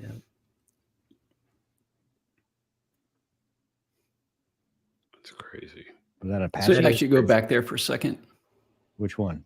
Terrain going down the valley in the Apache. A little forward. Alright. Oh, way too far back. And that's the Kiowa. I think maybe you start. Yeah. Okay. Play from there. There. Yep. There you go. So that is a helicopter. rack map in the Zagros Mountains. But you get a better feel for the additional level of geometry detail within the mesh now. Is that Apache? It Yeah. is. Wow. I am the greatest. Oh, Kiowa. There's Kiowa. Finally, is that coming out in 2024? Finally, I sincerely hope so. good That's lord, wild, man. my most anticipated one. Yeah. Oh, look at this. Did you fly the Ranger at all, Mover? The what? Did you ever fly a Ranger at all? I flew an OH-58. Oh, did you now? Harrison County Sheriff's Office is an OH-58. No kidding. I didn't know Yeah. that. Okay. Yeah, it's awesome. Flogger. That's Flogger MiG-23 coming from RASPAM, one of our third parties. Yeah. Yeah. This is the D, right? OH-58D. It is. Yeah. Got some A is- Hellfires on there, of course, mass mount sight. A is more like just a 206, but this is also badass. Yeah. Oh, dude, that's such a good looking helicopter. It is. A10. Wow. Oh, what are we That's looking at? That's the inside of the Chinook. Jeez. Oh, okay. Gonky, is this PTSD?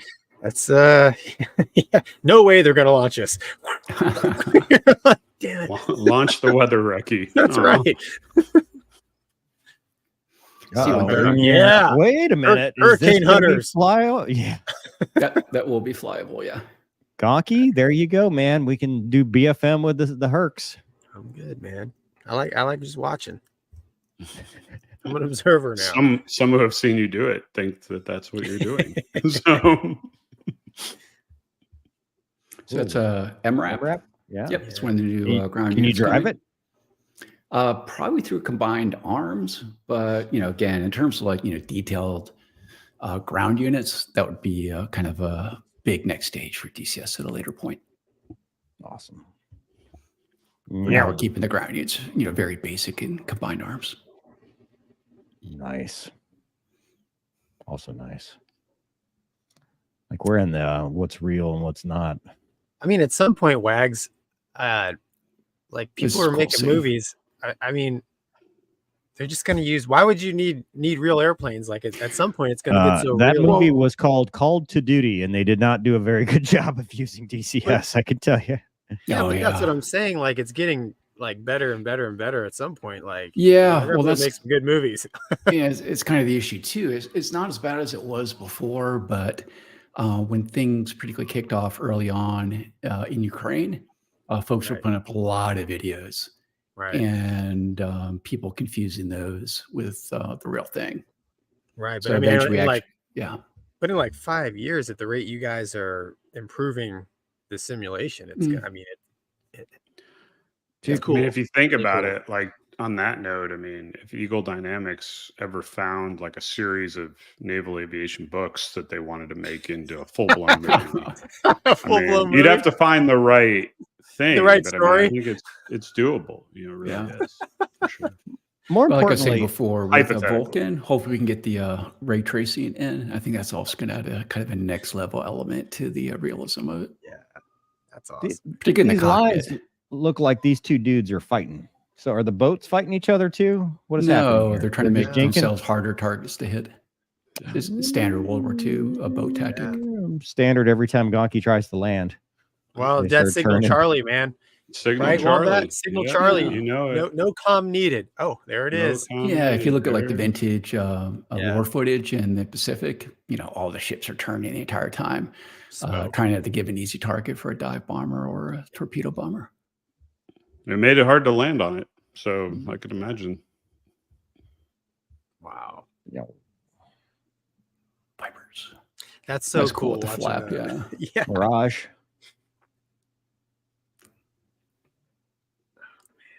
Dude. Wow. Ah, dang it, Wags. You make me want to go be a fighter pilot again. like an active one. Dude, if I had this as a kid. Oh my goodness. Mm, I'd fail out of yeah. school. Oh, yeah. All right, so now we're going to go skip ahead to the previews Yep. coming in 2024, which we're in. Iraq. It's nice. pretty cool, I dude. remember. Yeah. Yep. Yeah, I don't Yeah, remember that's being so that green. vibe. So, That's you know, cool. obviously there's a lot of flat areas in Iraq, but particularly if you Yeah. go off to the east and somewhat to the north, you know, lots of mountains, of course, too. Oh yeah. Nice. Yeah. Yeah, There there's you the go. MRAPs, the new M1. And joining in full fidelity from the left. This is Dun, dun, cool. dun. Bum, bum, Nice. bum. Nice. Yeah. That's awesome. Yeah, that's something folks have been asking for a long time is a fourth gen Red 4 aircraft. So we'll hope that will scratch the ditch for a lot of our customers. Gee, That's that pretty is amazing. awesome. That is amazing. Yeah. Well, obviously, I did not make the video. Our video editor, Cato, Growling Sidewinder did, with a lot of What? editing help from Nick. You pretty much do everything as far as the world is concerned. So You would think, based on the comments, you're solely responsible for anything that goes wrong and nothing that goes right, right? Just So, everything goes wrong, Yeah. It's, you're the complaint department. pretty much. No, actually, our community managers take the brunt of it, not me. awesome. Oh man, Uh, amazing. Great work. Holy cow. Yeah, Okay. They did a really good job with it. Well, that concludes. Gonky, you better start getting ready because now it's your turn. But we've got some super chats while you want to get ready for your next. I just read comment. You gotta share your screen though, sir. Are you gonna do the super chats? Yeah, but you got to set up for the next thing. It doesn't just magically happen. I know you. Gonky. Professionalism on levels that people don't even Wags, begin to is that a understand. behind the scenes. 1941 Lexington class carrier? I don't know if it's a 1941. I just know it's a Lexington class carrier. Okay. Lawrence says, "Hi there. I'm a French police officer with a passion for military aviation. Longtime follower. Thank you for making me feel like a part of the team." Gonky, that was your team. He's from your channel, so Sorry, Pete. I can't. that wasn't Pete. That don't was fl- Lawrence, the French policeman. No, dude, I'm reading this one. You're skipping over. Okay. Well, put it back. I put it can't. back. It's too late. It's already gone. Sorry. What was it, man? I saw a blue car. He was saying, yeah, blue Mustang. He was saying that he appreciated being part of the team. Anyway, Oh, thanks, Gonky, man. tell us you fly for Spirit without saying you fly for Spirit. I don't fly for Spirit. So you can fly on Spirit and feel okay now. Wags, before getting an Abram and all those things, are we going to get more tools for combined arm like realistic radios to give our virtual JTAC some more tools to work with? Probably not right now, but we are looking at some means to definitely improve the ground operation aspects of the game. But that's something we're going to be talking about at a later point. So unfortunately, there's not a whole lot I can say on it right now. Copy. Classified. Tom says, Wags, if we're getting a Eurofighter in the near future, is there a possibility of getting something like a Rafale or a Gripen? Also, the AH-1 Cobra. Thanks for all that you guys do. So for Rafale and Gripen, unless some public information is someday released that we can use, probably not. There's just not nearly enough information for those two aircraft. For the Cobra, particularly for the Whiskey, that information is available now. So I think a Super Cobra is in the cards someday later, but not in work right now by any means. But it's possible someday now. Whereas Rafale Gripen, again, it's just not possible at this point. Yeah, Gripen's been Saab is a little bit close hold. So they are, yeah. I even reached out and right. There just wasn't the interest for that at the moment. Doesn't say anything's going to change, but at the moment. Yeah, things change. Even like this time last year, I couldn't really find any good information to do, again, like the Super Cobra. But that's changed now. So it is a possibility in the future, at least. Mayur Mundaya. Hello, folks. Join late. Hello, WAOMBAT and Wombat. Happy New Year. Happy New Year. Happy New Year. Yeah. Are the old Eagle Dynamics going to be uplifted with the new map tech? Maybe means old Eagle Dynamics. Like Caucasus, I guess. Yeah. Are they going to take all that stuff and do a refresh on all the older Caucasus and Knitter? And we may. Actually, we've been talking about it particularly more for the Nevada map at some point. But, as always, it's, where the resources come from. And right now, all the map resources are on Iraq, Afghanistan, and Marianas World War II. And the Swedish bikini team. And the Swedish bikini team. And the Swedish bikini team. Smooth says, can you ask Wags, whatever happened to the P-40? And will it ever start being developed again? That was actually done by a third party that went its separate ways. Oh, wow. It's a song. Toad decoys. Yep. Yeah, let's not go to jail. So we have enough information to do a rough version of the ALE 50 for the Viper, and it is actually on our roadmap, but it'll be after early access. And even then, it's going to have to be a watered down system because, as Mover just alluded to, it's a rather sensitive system that we have to be very careful about. Oh, the jail. Oh, yeah. How many G's did dive bombers pull in World War II? I didn't know there would be a test today. I didn't either. Probably, yeah. I don't know. 6.9. To be honest, 6.9. 5 or 6 or 7. Will says, passing the torch is hard, Will. you guys. Nobody can take away what you did. You have the life experience the youngsters don't. Chin up, it'll be okay. Yeah, Gonky, chin up, dude. Trying, man. Yeah. Can Wags do Airwolf? Yeah, Wags. Can you do Airwolf? Too classified. Yeah. For sure you'll go to jail. You'll have There's no chance. Archangel right after you. Wombat, if you 3 build a DCS campaign, we'll buy it and fly it. I'm not sure it'd be a successful campaign, but it might be fun. What you could do is I can put you in ourselves. touch with some of the campaign builders. You guys could lend your voices to some of the parts I'm in. if you're interested. I'm in. Sure. Wombat said he's in. With Wombat's already in, I know. Yeah. Yeah. I love doing that stuff. I'll support you on that. Whatever. Yeah. We You got know me. this. I'm always game. I'll give it. A Donkey call. wasn't very good at talking on the radio real time. I don't know if he's going to be that good as a voiceover. Whenever Mover mentions Call to Duty, the Simpsons meme "Stop, it's already dead" comes to mind. And dude, he got 100 rupees. Maybe? I don't know what that is. I don't know. Dave Hansen, why don't you have a seat over there? Thanks, Dave. Reading makes me sleepy. Need to Gonky's books to be made in the movies. Oh man, gosh, lots of coloring book jokes lately, huh? Yeah. Oh, dude. When is the next one coming out? I mean, what are you up to? 36 by now? No, man. The next one, hopefully this week. My guy had a bit of a family emergency, so we had a little delay. So, What kind of family emergency? it's in the works. I'm making a fighter jet puzzle too. No big deal, but No big deal. no big deal. Nothing like Wombat, that's for sure. Just a little guy. But yeah. Okay. All right. You surviving Well, the storm mover? as far as I know. Great show, guys. Nice to see you live from the UK. Gonky, being a church guy, how did you feel if you had to shoot to kill in active service? It's a tough one. Wow. Well, I did have to. Yeah. And I just, You I don't know. I always guess shoot to kill, right? You don't shoot to wound. yeah, you shoot to neutralize. Eliminate. Yeah, I mean, in combat, you're. I don't have tons and tons of combat time, but the experience I have is, your brothers and sisters are asking for your help, and I guess in that moment you don't have any political views. You're not thinking about anything other than, hey, holy cow, I have the power as a 20-something-year-old kid in this amazing machine to make their problem go away. And you just think about that and not messing up.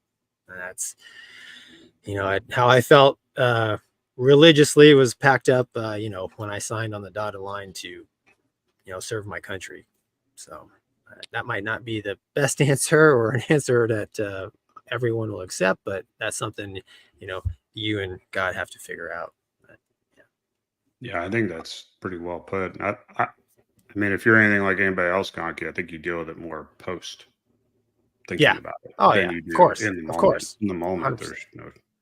100%. You think you're dead, right? Isn't that the? Yeah. On a lighter note, breaking news.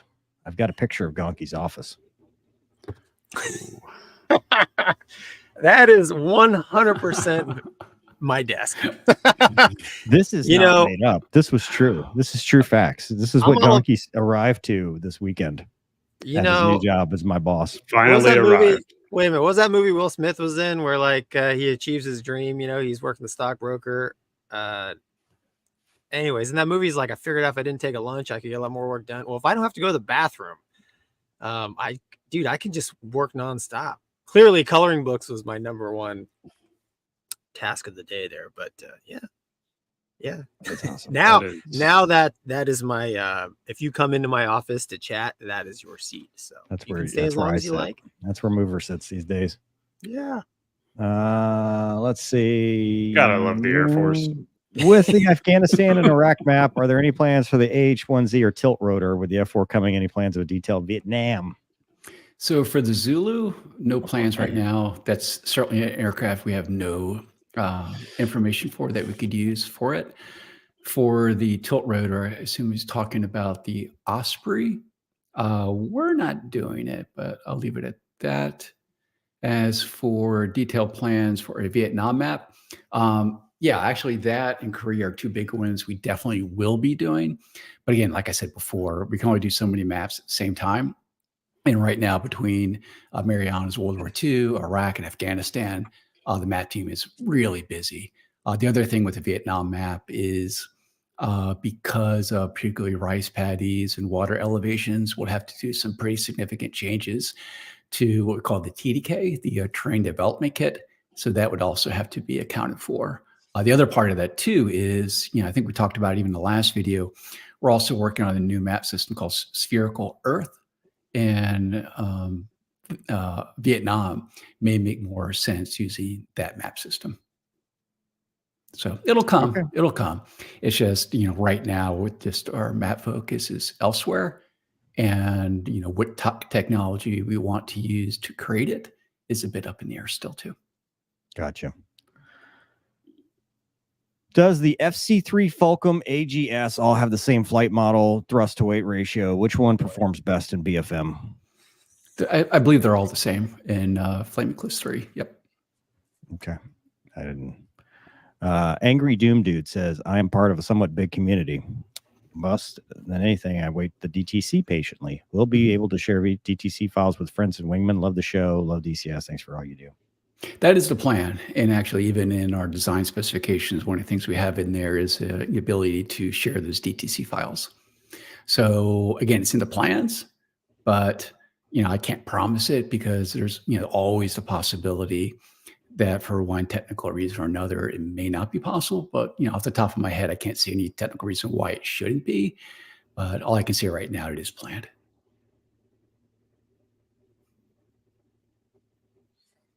Morgan. I'm muted. Wags, are we getting a Mitsubishi Zero? How far will Marianas be expanded? How close is Dynamic Campaign to being cooked and ready? Yeah, so the A6M5 is coming. Actually, you can even see in the video several times. It'll definitely first be released as an AI. As for a flyable, we'll talk about that later. Oh, as for the Marianas, it's not being expanded. Actually, even right now, most people realize that the island chain actually goes really far north, much further north than most people realize, even in the modern day versions. There's really no reason to expand it at this point. It's more about adapting all the islands from modern day to summer 1944. Will we ever be able to drive a submarine Why would you want to? But continue. in the Marianas Trench? I want to do some sub wars with the Chinese. Wags is like, we have to make money on this. So no, Yeah. it's not a lucrative. I'm just saying, Jane's had Yeah. a submarine sim, didn't they? Wasn't that one of the Jane's things? Eventually, they Yeah. went subs back in the Yeah, dam. 688 change. Yeah. Something like that. Certainly not in the immediate plans. Maybe Can Gonky drive the carrier? 30 years from now. Ooh, yeah. I don't know. That. Dude. So driving the carrier, yeah, that will be possible with super carrier. Is one of the things we're adding is the ability for players to, set the heading, set the speed, Could be a set family all the carrier. lights up, set up the comms. So Wombat can tell you sometimes GCI control, so on. sometimes when the weather's a little sketchy and you're airborne, right? Sometimes the boat will come up and ask for, hey, how's the weather look over there? Oh, hey, so recommend a heading about It's like every day. right. Left Can you on their own find us some accord. clear air, please? Right. Left on their own accord, they will sail straight into the thickest fog bank possible. hot But, like, dog you road tell them like, every hey, time. 090, and like the ship, you're like, I'm driving Yep. it. So maybe I have driven. That's it a like little bit. that's what it's like being an LSO, Gonky. It's having that control Yeah, over yeah. Wags. Mayor says, can we please add some sort of self-preservation for Sam? Community has done the stuff with Skynet IADs. Maybe that can be included in some, please. Hey, movers, do you want to play that phone in question? Yes, Oh, I can yeah. do that now, sir. We have a phone in question. And it's relevant. It is. Relevant. Here we go. Let me find it. It's there you go. Shoot down the I think it's the same incoming guy. anti-radiation missiles, and they generally just lob missiles at the max distance possible. Why not just use the community solution of Skynet IADs, which add much more challenge when fighting SAMs? Why not just make it officially integrated in DCS to make SAMs much more engaging to fight against? How can I be a badass virtual fighter pilot without defeating badass virtual enemies? Thanks, guys. Love your show. Bye. Hello, Mover, Gonky, Wombat. Oh, sorry. Continue. Right. So it's a bit of a loaded question. I'm sure it is easy for some to evade, but certainly not for others. So what's easy for some may not be easier for others. So such qualifications kind of need to be made. But as towards improving the SAMs, yeah, absolutely. There's no doubt about that. And I think we've even talked about this publicly, that we are actually looking into an IAT systems. We're really hesitant about using a third-party system just because the ability for us to support it. Anything we put in the game, we have to be able to support ourselves, but also outside of TCS. That's all I'll say about that. So anything we do on the IAT side has to be done internally. And it is certainly something that we are designing.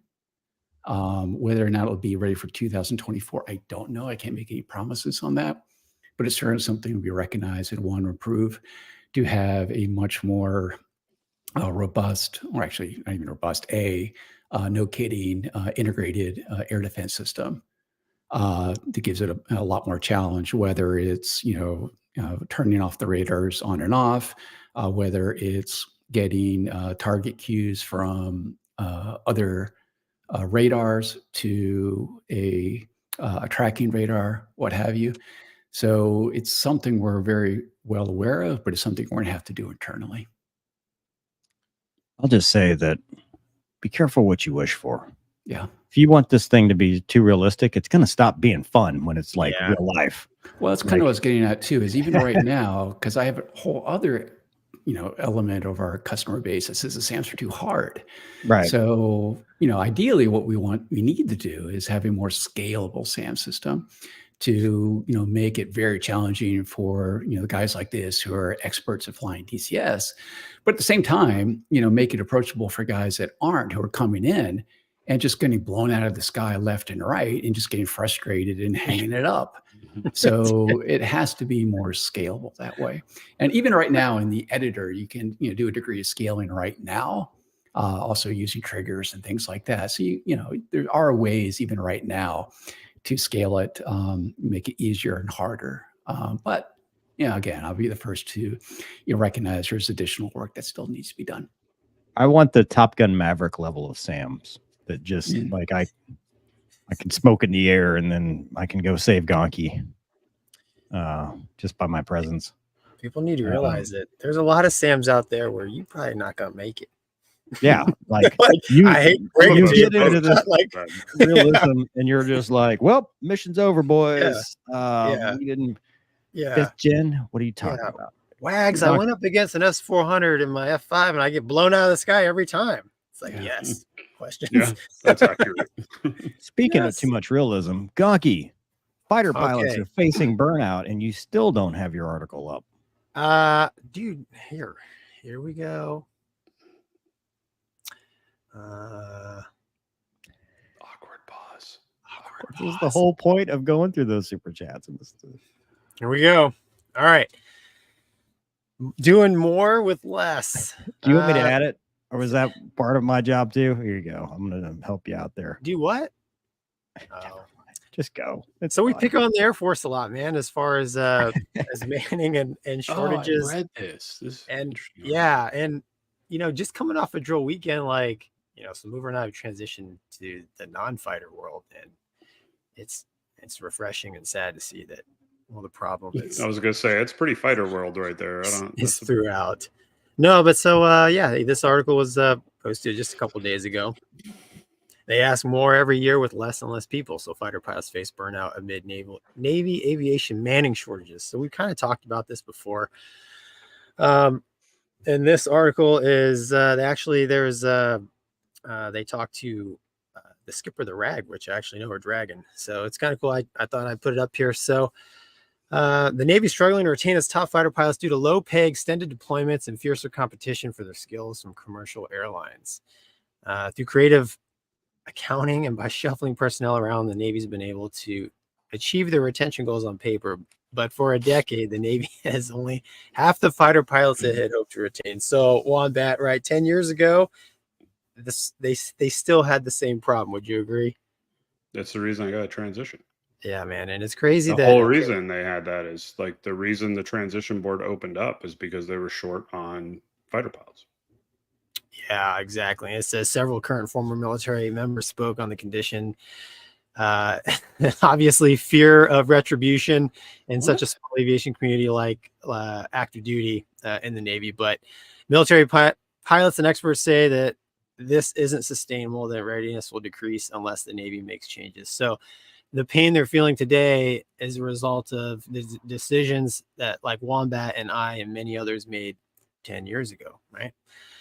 And it's kind of sad to see they haven't changed anything. So Commander Kristen Hansen, call sign Dragon. I didn't know Dragon was the skipper of the RAG. Good for her. I didn't either. Exactly. Good for her. It's nice to see one of the good ones. The good ones? Yeah, exactly. No kidding. Whew. So she's the skipper of VFA 122, which is a Super Hornet RAG. So this would be her. So she's the commander of the VFA 25, I think. And then this is kind of like a bonus command tour for her. So I think she's probably in 06 now. So she's actually kind of, or going to be, yeah. So she's actually kind of on record here. Hey, after you've given a decade plus to the Navy, at some point you and your family have to come first too. You can totally say for God and country, but that goes only so far.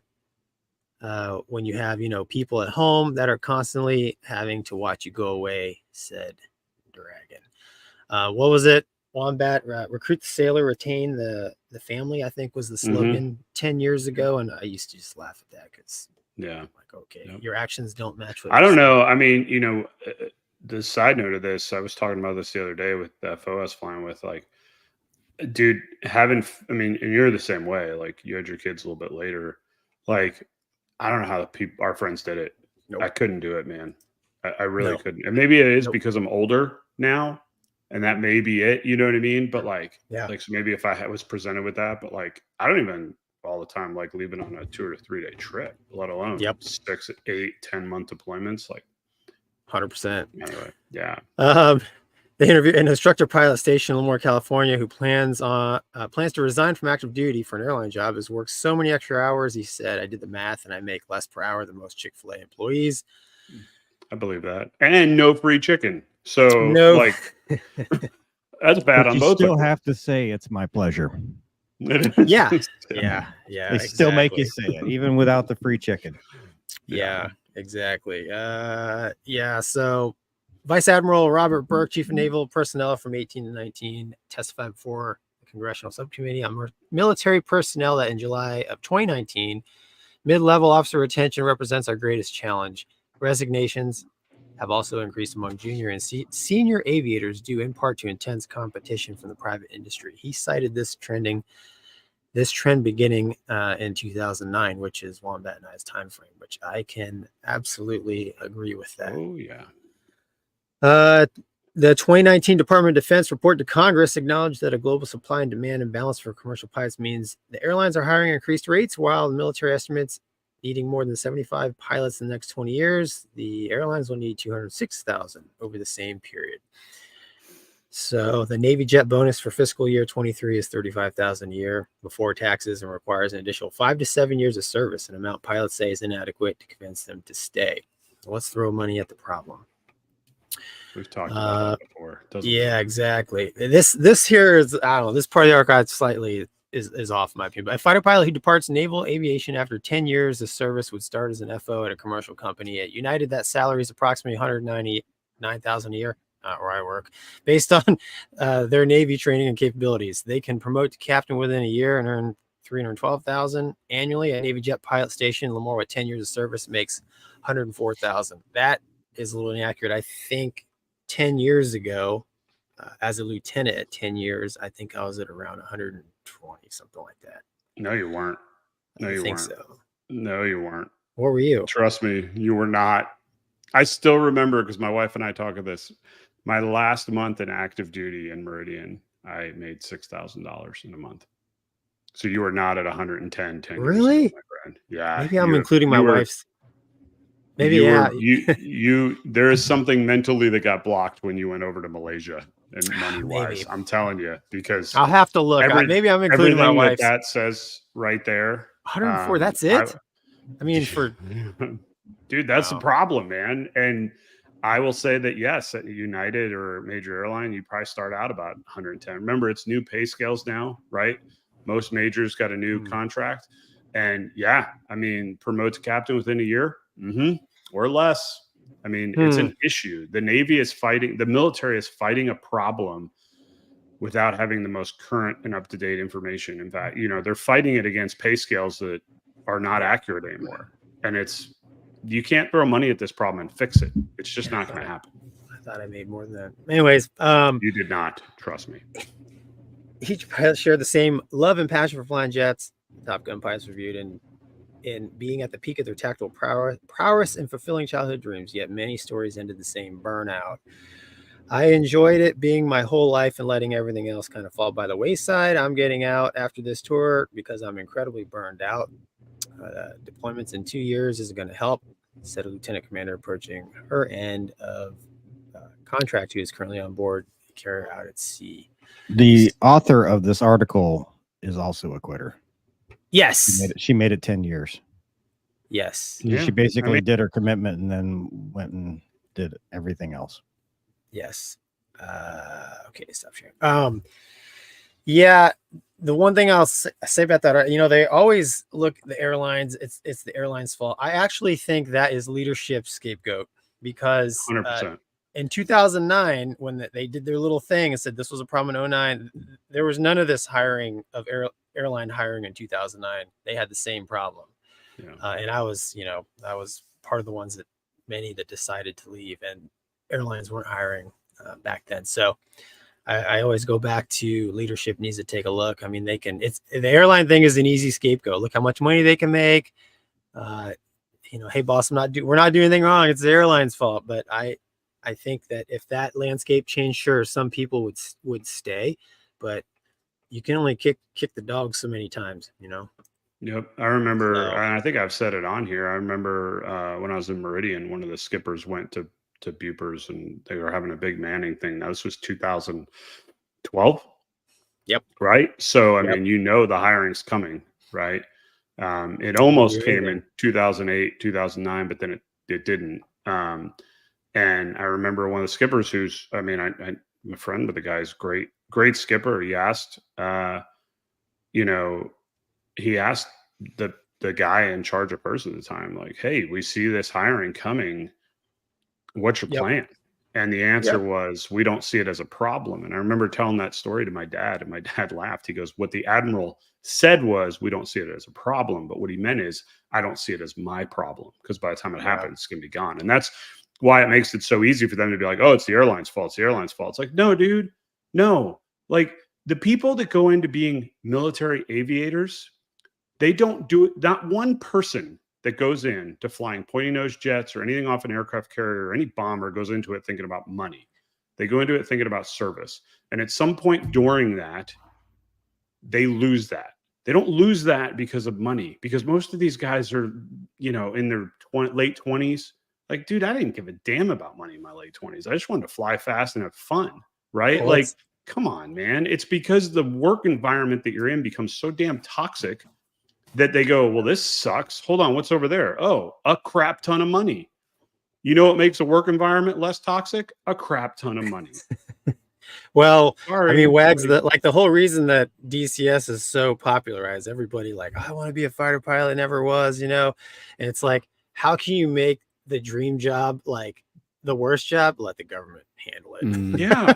Just let the government, 100%. don't let the government get a hold of DCS, man. That's the moral of the story. Well, one of the reasons I left government service a long time. It's such Yeah, BS crazy. that they're sitting here and they're blaming the airlines. Yeah, it's crazy. I'm just thankful that pilots that are willing to, Les Mover says it repeatedly, write a blank check up to including their lives, have an option to go do something with their skill set that is lucrative. I'm happy for that, because the military and the government has just turned their backs on people, and they repeatedly do this. And then the leadership just stands there and goes, I don't get it. I don't understand what's happening. I mean, why doesn't everybody want to be part of our team? And it's like, well, because frankly, your team sucks. How about that? Look after your people. It's not that cosmic, this is basic leadership. Like, sorry. Oh no, it's just such BS, man. Like, Mr. take care of your freaking people. Like, just take care of your people. Yeah. All right. So we've kicked the Navy in the teeth a little bit, as we should. Military. Sorry. Yeah, it's military, but usually we're complaining about the Air Force Reserve. So it's kind of nice.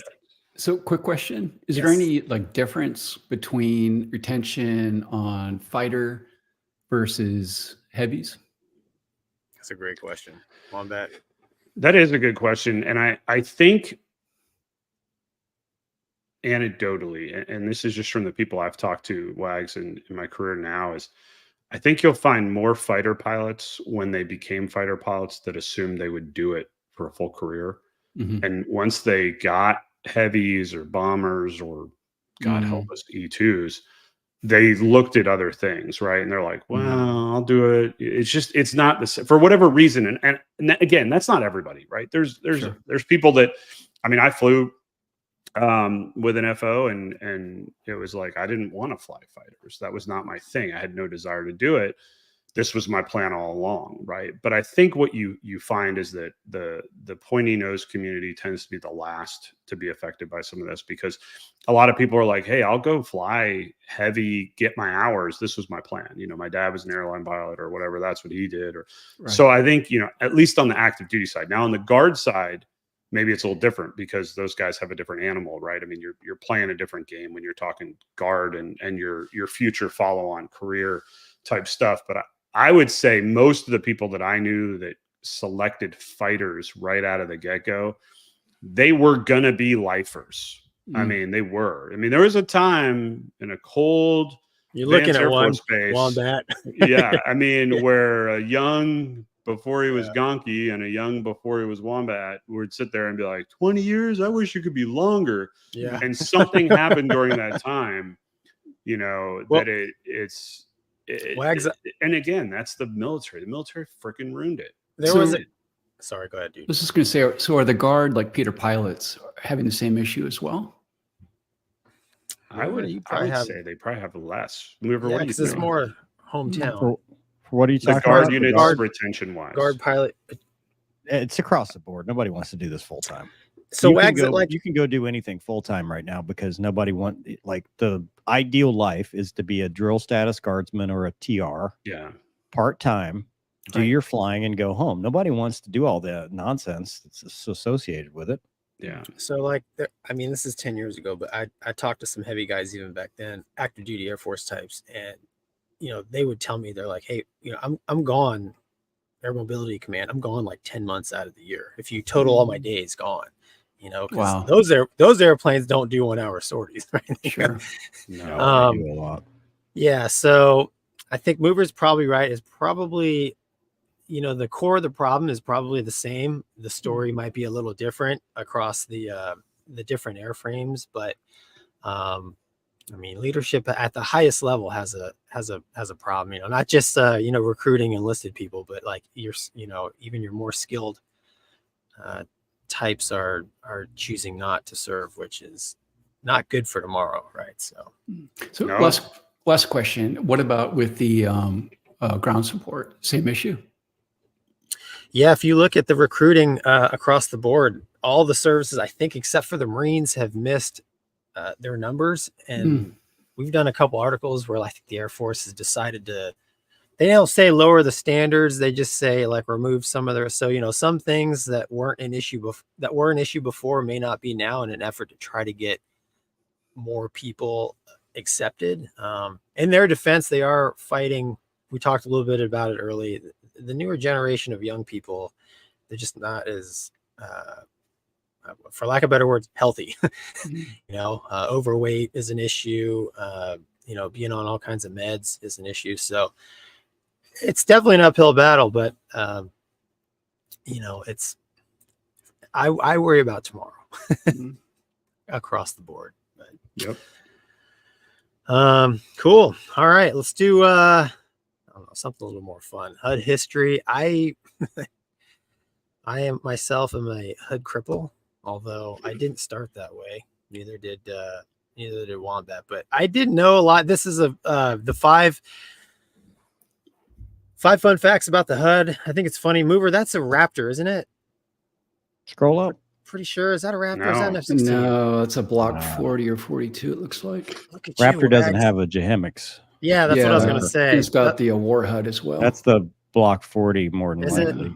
All right. So my Air Force aircraft recce is out the windows. I wouldn't the say it's old, just Air Force. Coming up. Low altitude, the lantern and stuff. Yeah, war HUD. A What block, wider Mover, what angle. block did you fly? I flew that. I flew the 25, the 30, the 42. Dang, look at you. All right. Fun 5 facts. Early developments during World War II. HUD-like devices were first developed for the military during the early 1940s. HUD-like devices were first developed. Yeah, that says it twice. Heads You up can say display. that again. Yeah, you can say that again. Heads up displays are advanced technology that evolved from the reflector sight used in military fighter aircraft before World War I. The gyro gun sight was a significant improvement that added a reticle that moved based on the aircraft's speed and turn rate to calculate the lead necessary to hit a target accurately. I actually didn't know HUD development started that far back. I thought it was a more recent technology. So it says during the 40s, UK's telecommunications research establishment combined the image from a radar tube with a projection from their standard gyro gun sight on a flat windscreen area and later in the gun sight. Groundbreaking innovation for night fighter pilots in the Royal Air Force. This technology allowed pilots to see their surroundings better and identify enemy planes. And then it says after World War II, advancements continued. The U.S. Navy became interested in using a mock heads-up display in 1955, designed to help pilots focus on the horizon while monitoring important information from the aircraft they were doing flights, such as altitude and airspeed. However, it took some time before the HUD was successfully implemented into aircraft, as further research and development were needed to refine the technology. So again, pretty early. The world's first HUD was aboard a Royal Navy aircraft. So I guess the Buccaneer was the first airplane to have some sort of HUD, which first flew in 1958. It doesn't really say much about the capabilities of it, but that would be it, which obviously one of the early jets. Let's see, the newer generation of HUD technology. So I guess what we have today, HUD technology developed into basically helmet mounted sights or helmet mounted displays. So,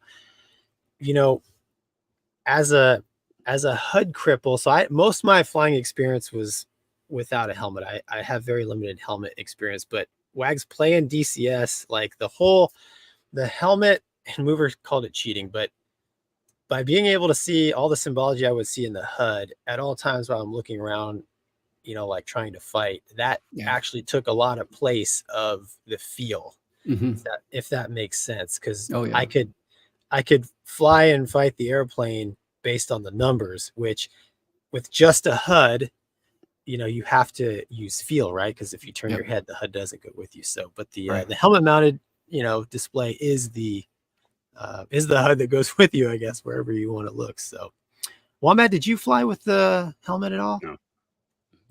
No experience? None.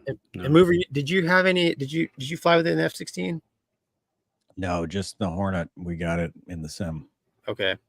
So I got spun up in the sim, and then I left. Never. I gotcha. Flew it there. Did they ever go helmet on those jets those Hornets? I don't think. Yeah.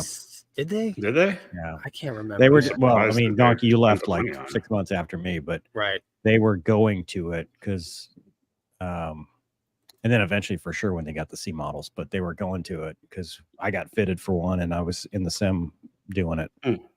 Interesting. Getting trained up for it. Yeah.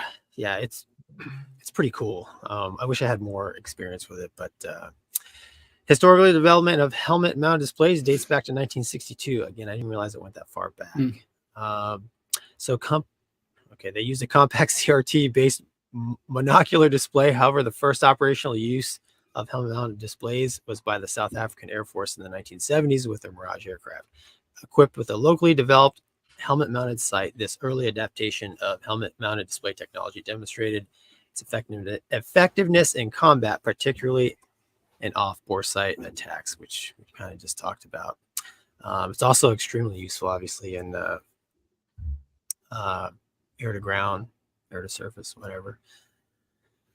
And then it talks about number 5, the F-30 the F-35 is equipped with the latest gen of helmet mounted displays. So it's developed by Northrop Grumman and Raytheon. It's a network of high resolution infrared sensors distributed around the aircraft's airframe. These sensors provide unobstructed spherical coverage functioning autonomously without requiring pilot input or aiming. I would like to try that. That sounds awfully cool. The DAS offers 3 fundamental functions: missile detection, tracking, aircraft detection and tracking, and providing imagery for cockpit displays and pilot night vision. These capabilities are crucial for maintaining situational awareness in high threat situations. So yeah, the F-35 has a pretty amazing helmet. So I've read it's all part of the sensor fusion that the airplane employs.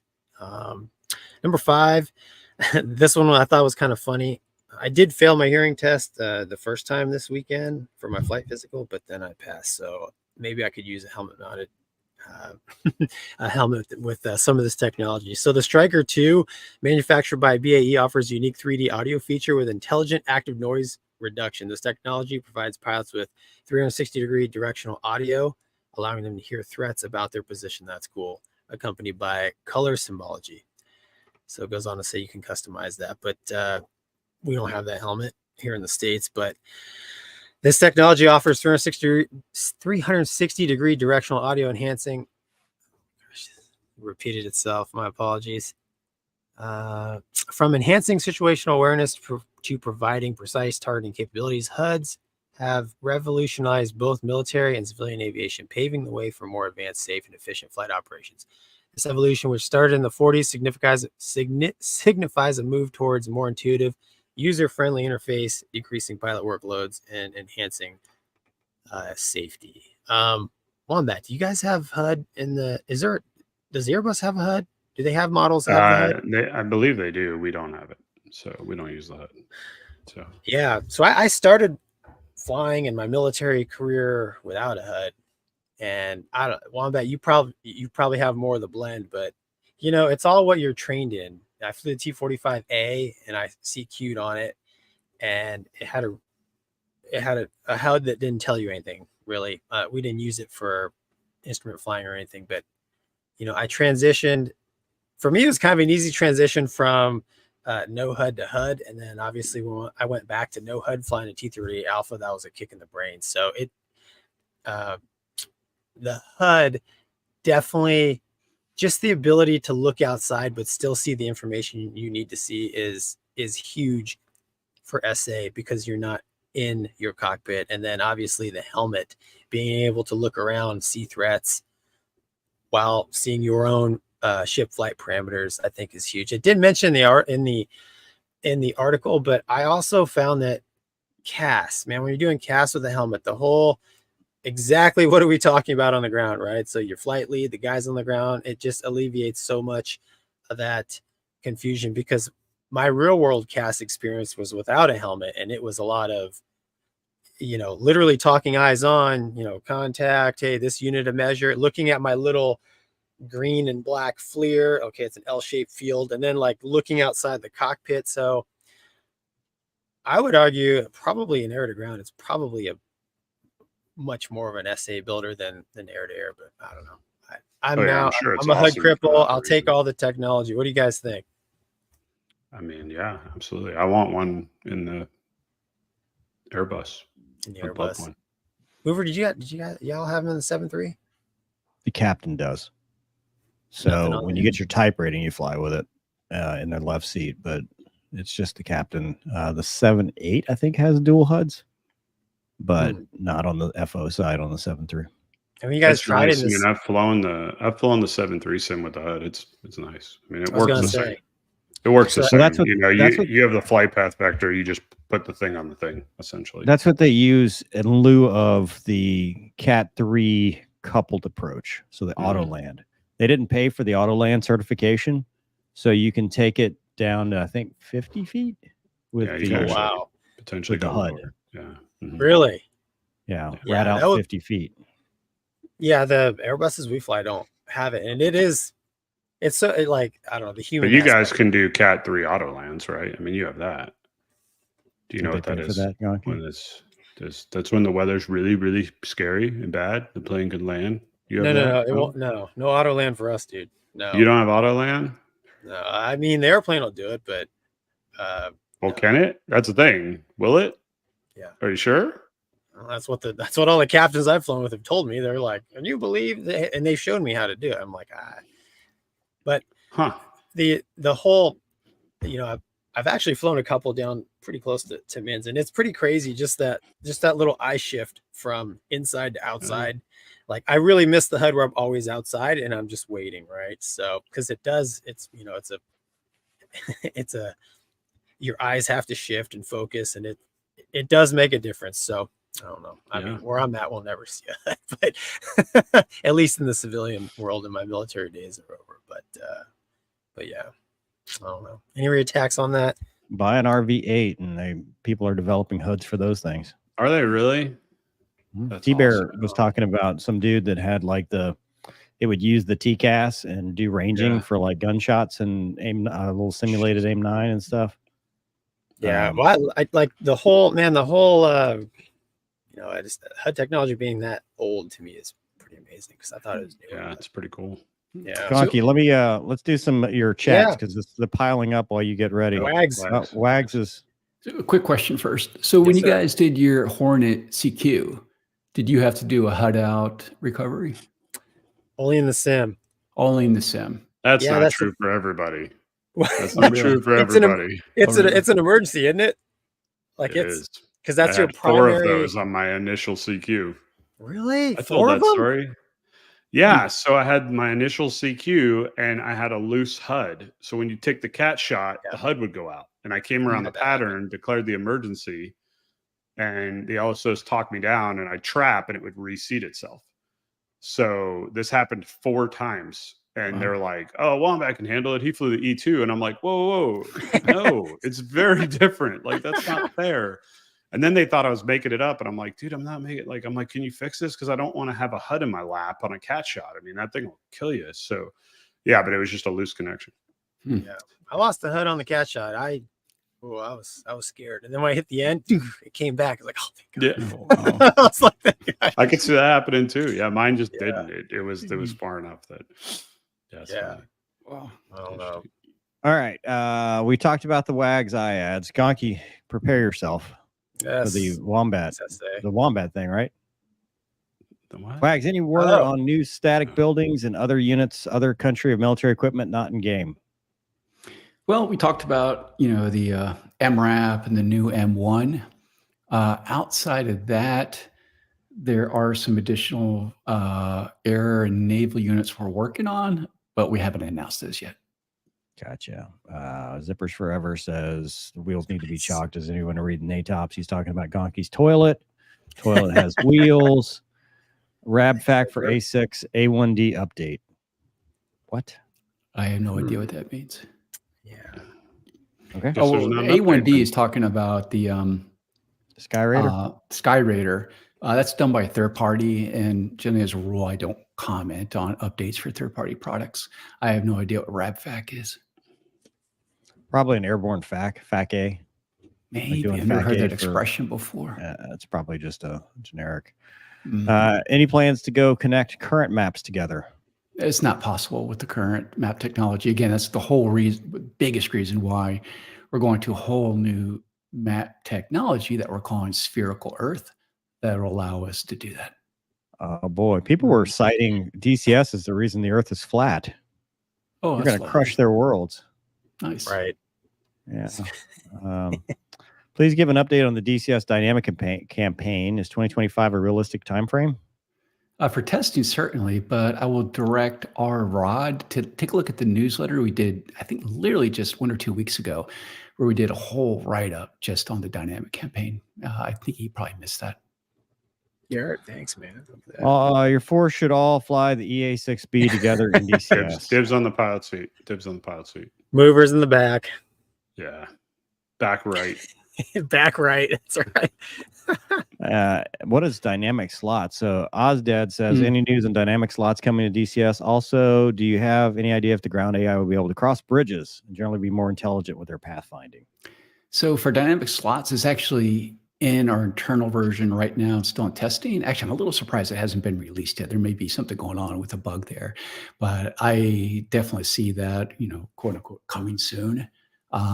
It looks really cool. As for AI not crossing bridges, I don't know what he's talking about. I have AI crossing bridges all the time. I would suggest he take a look at the mission editor forum we have set up and include one of his missions as he's having problems with. We have a lot of really talented mission designers that could help him. Gotcha. Nice. Add vodka for Red 4. Oh, look, Luna Bell's here. Hey, Luna. She's Add arrived. vodka for DC. What is a vodka setting?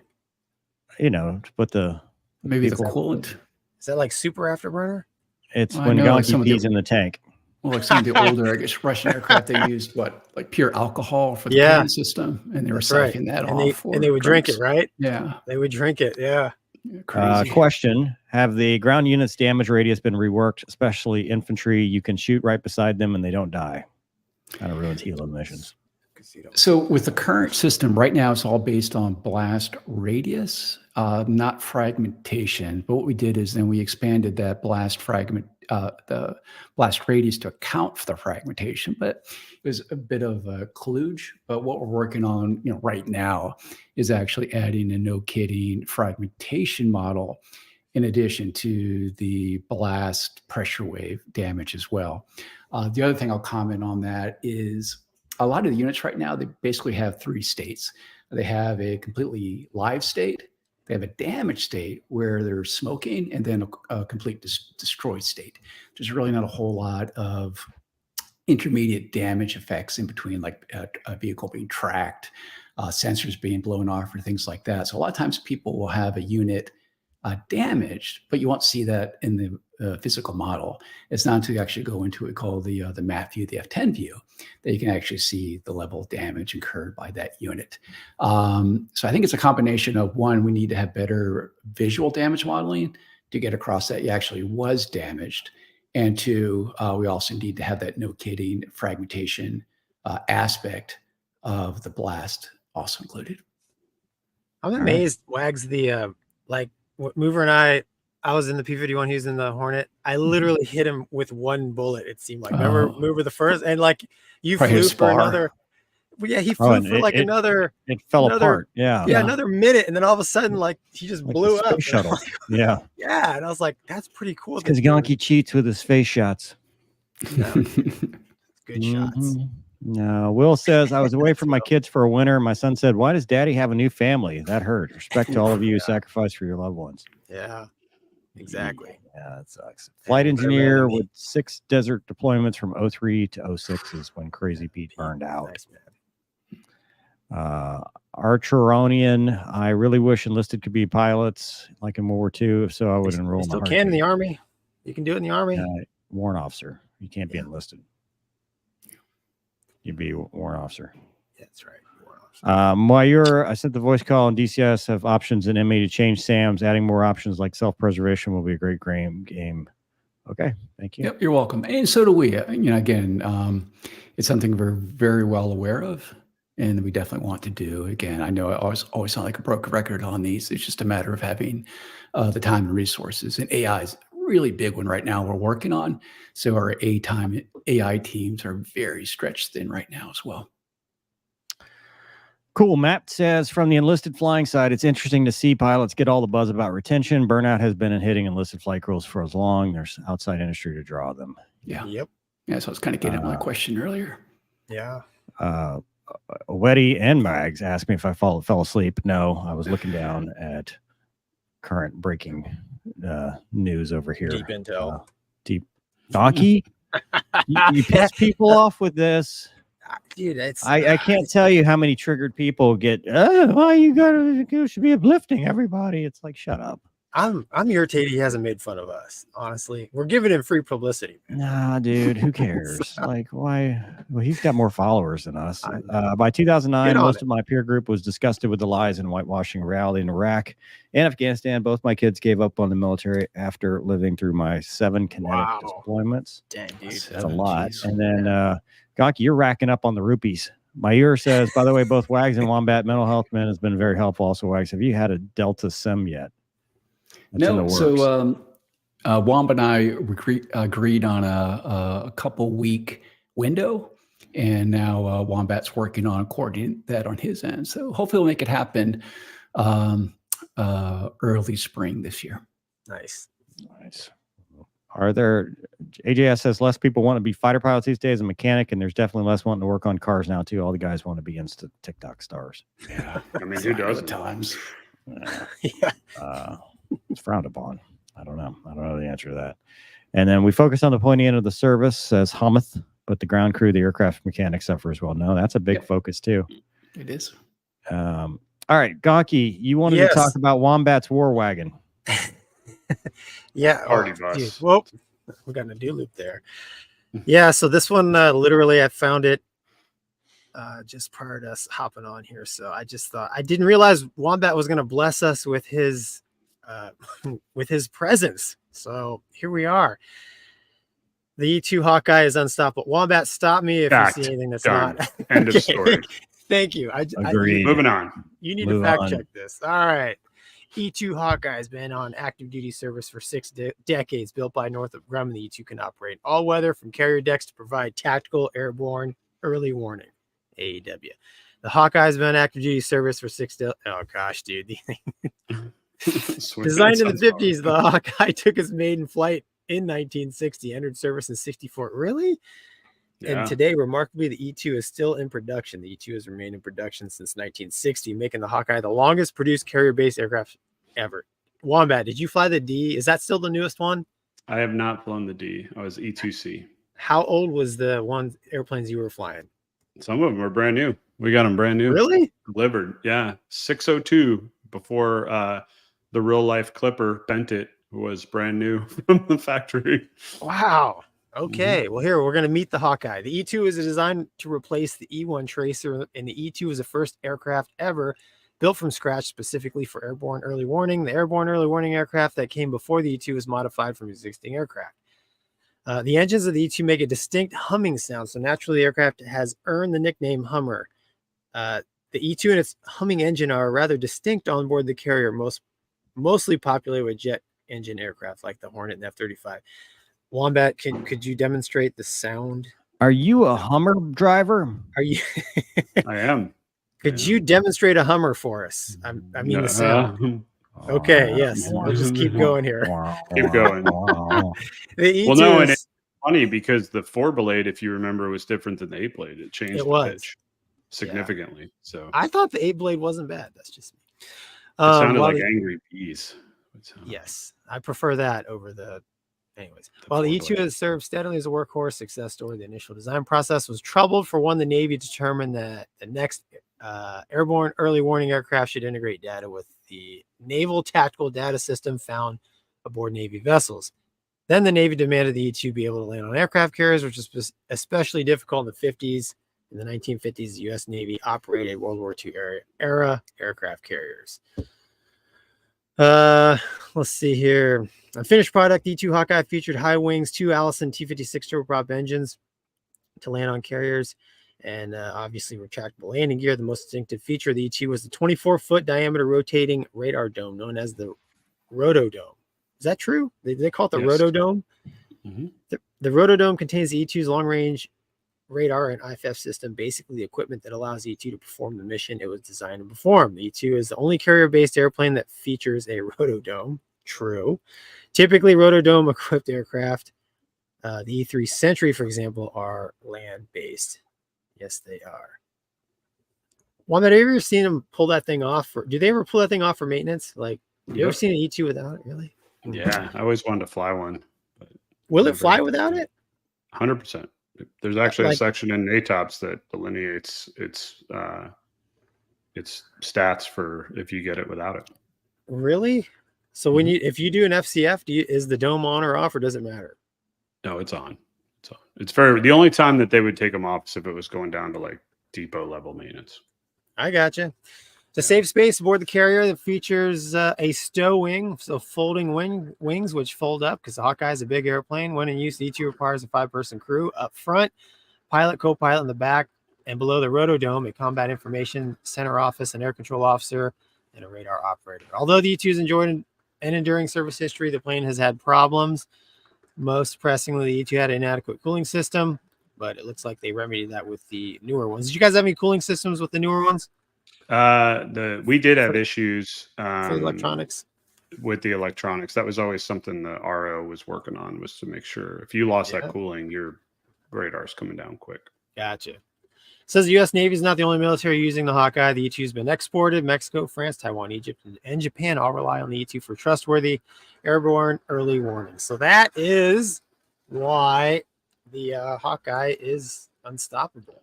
So What's here's the- the question, Naval Aviation Gonky. Why does it have 4 tails? It has 4 tails, probably because the dome blocks the airflow. False. Dang it. Anything? One Any for each ideas? Wizzo. Also false. because there's 3 Oh, and they're not Wizzos. Wags, take a Because- stab. because you can't go too high because it would block signals. So to get the amount of yaw control, you have to have 4 smaller ones. Close. Oh. You can't go too high because it had to fit aboard the carrier and go in the hangar, like the Okay. S3. So the original design actually had a single tail that would fold down like the S3, but it still was too big because it doesn't have counter rotating props. So they go the same direction. So lots of P factor. So they went with the split rudder design. And the second design only had 3 tails, 2 on the left and 1 on the right. Whoa. Because that's all you Weird. need aerodynamically. Right. And the Navy said that looks dumb. So they put up another tail. So there's 4 tails, but only 3 rudders on that plane if you look at it. So both engines Really? are spinning the same way? They're not. They're both spin the same way. Yeah. Interesting. Okay. Yeah, so the inboard tail on the right side, co-pilot side, does not have a rudder. Huh. It's just there for looks. Why didn't they do counter rotating to eliminate the P factor? Because that would have made sense. But no, not in like the Air Force, if they had operated this, absolutely would have had it. Because Yeah, of the resources. P-38. But if you think Navy, ship space is critical. So if you have counter rotating, you have to have 2 different gearboxes, 2 different engines, 2 different right. prop assemblies, everything. So I understand. Makes sense. Okay. so they just made better pilots. I Look see. at that. cheaper. Wags is smarter than us on this stuff. No, I get lucky every now and Wags then. is smarter than us. Wags is the real Could've pilot. been- We're all just imposters. That's a very low bar. You could have just stopped it. Wags is smarter than us. That's true. Low 100%. bar. 100%. All right. Have we Yeah, it's dumping here. Can you guys hear that rain? radio beacon forward air control is what the RBFAC. And can we get a Russian version of the CWIS soon? Dude, you're getting all the rupees. You're going to be a rupier. I don't know. Well, so on the Russian, both are like on the Kuznetsov and the other ones, unless I'm completely missing something, I already have the equivalent of their system. Both the gun missile systems as well as the pure gun system, similar to like a CWIS. Gotcha. So a little confused on that question.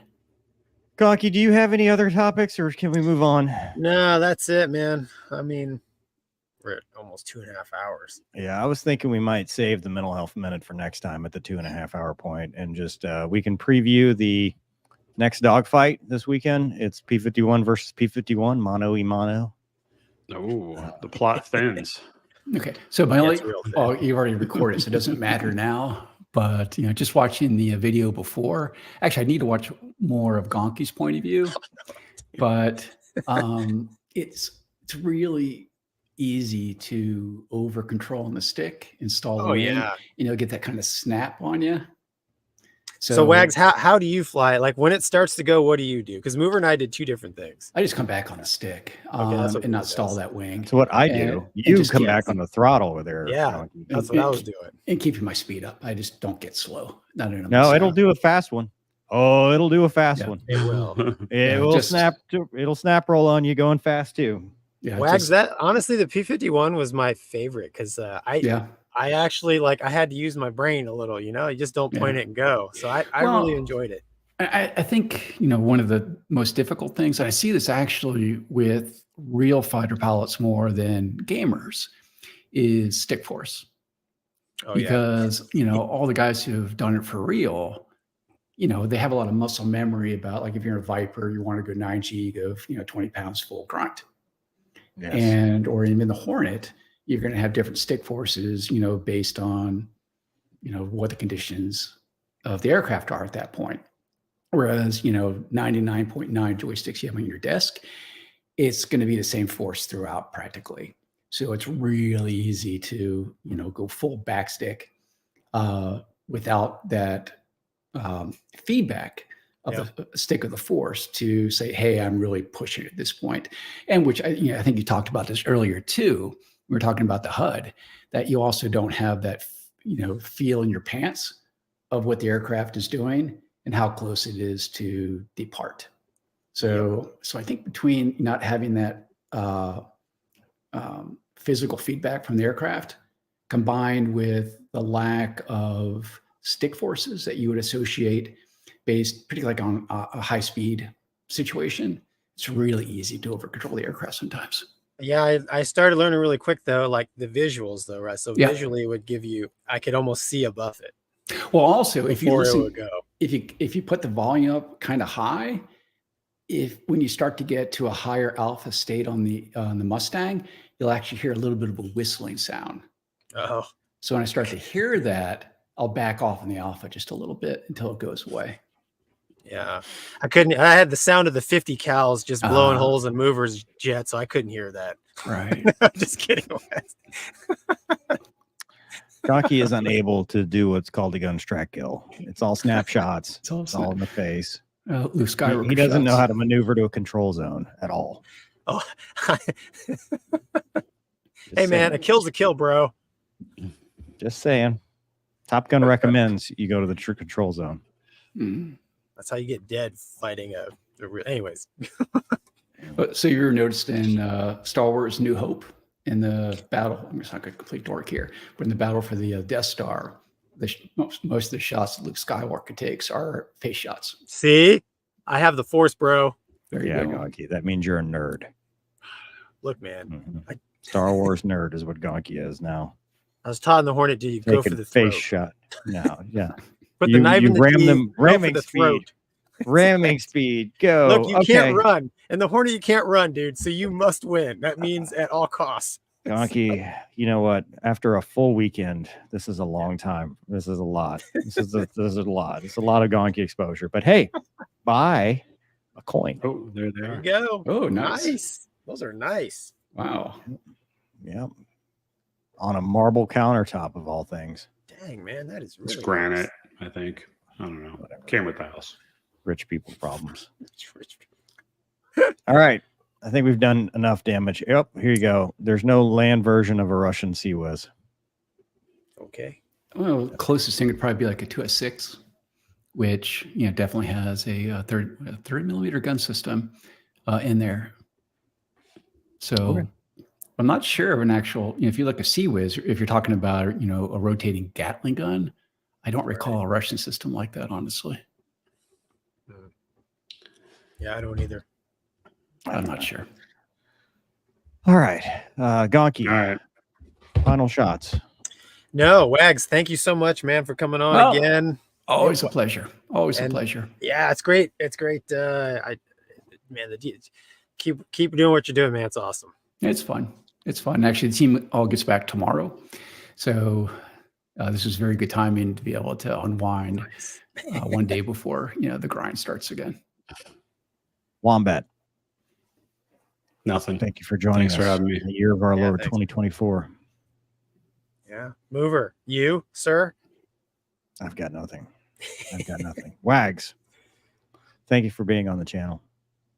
Always Always a pleasure. love to come. Thank Always you a good for time. the, It seems like Thank- these podcasts go longer than most too for some reason. Sorry. I can't imagine why. I don't know. Sorry. Probably because we're waiting for Gonky to set up his. No.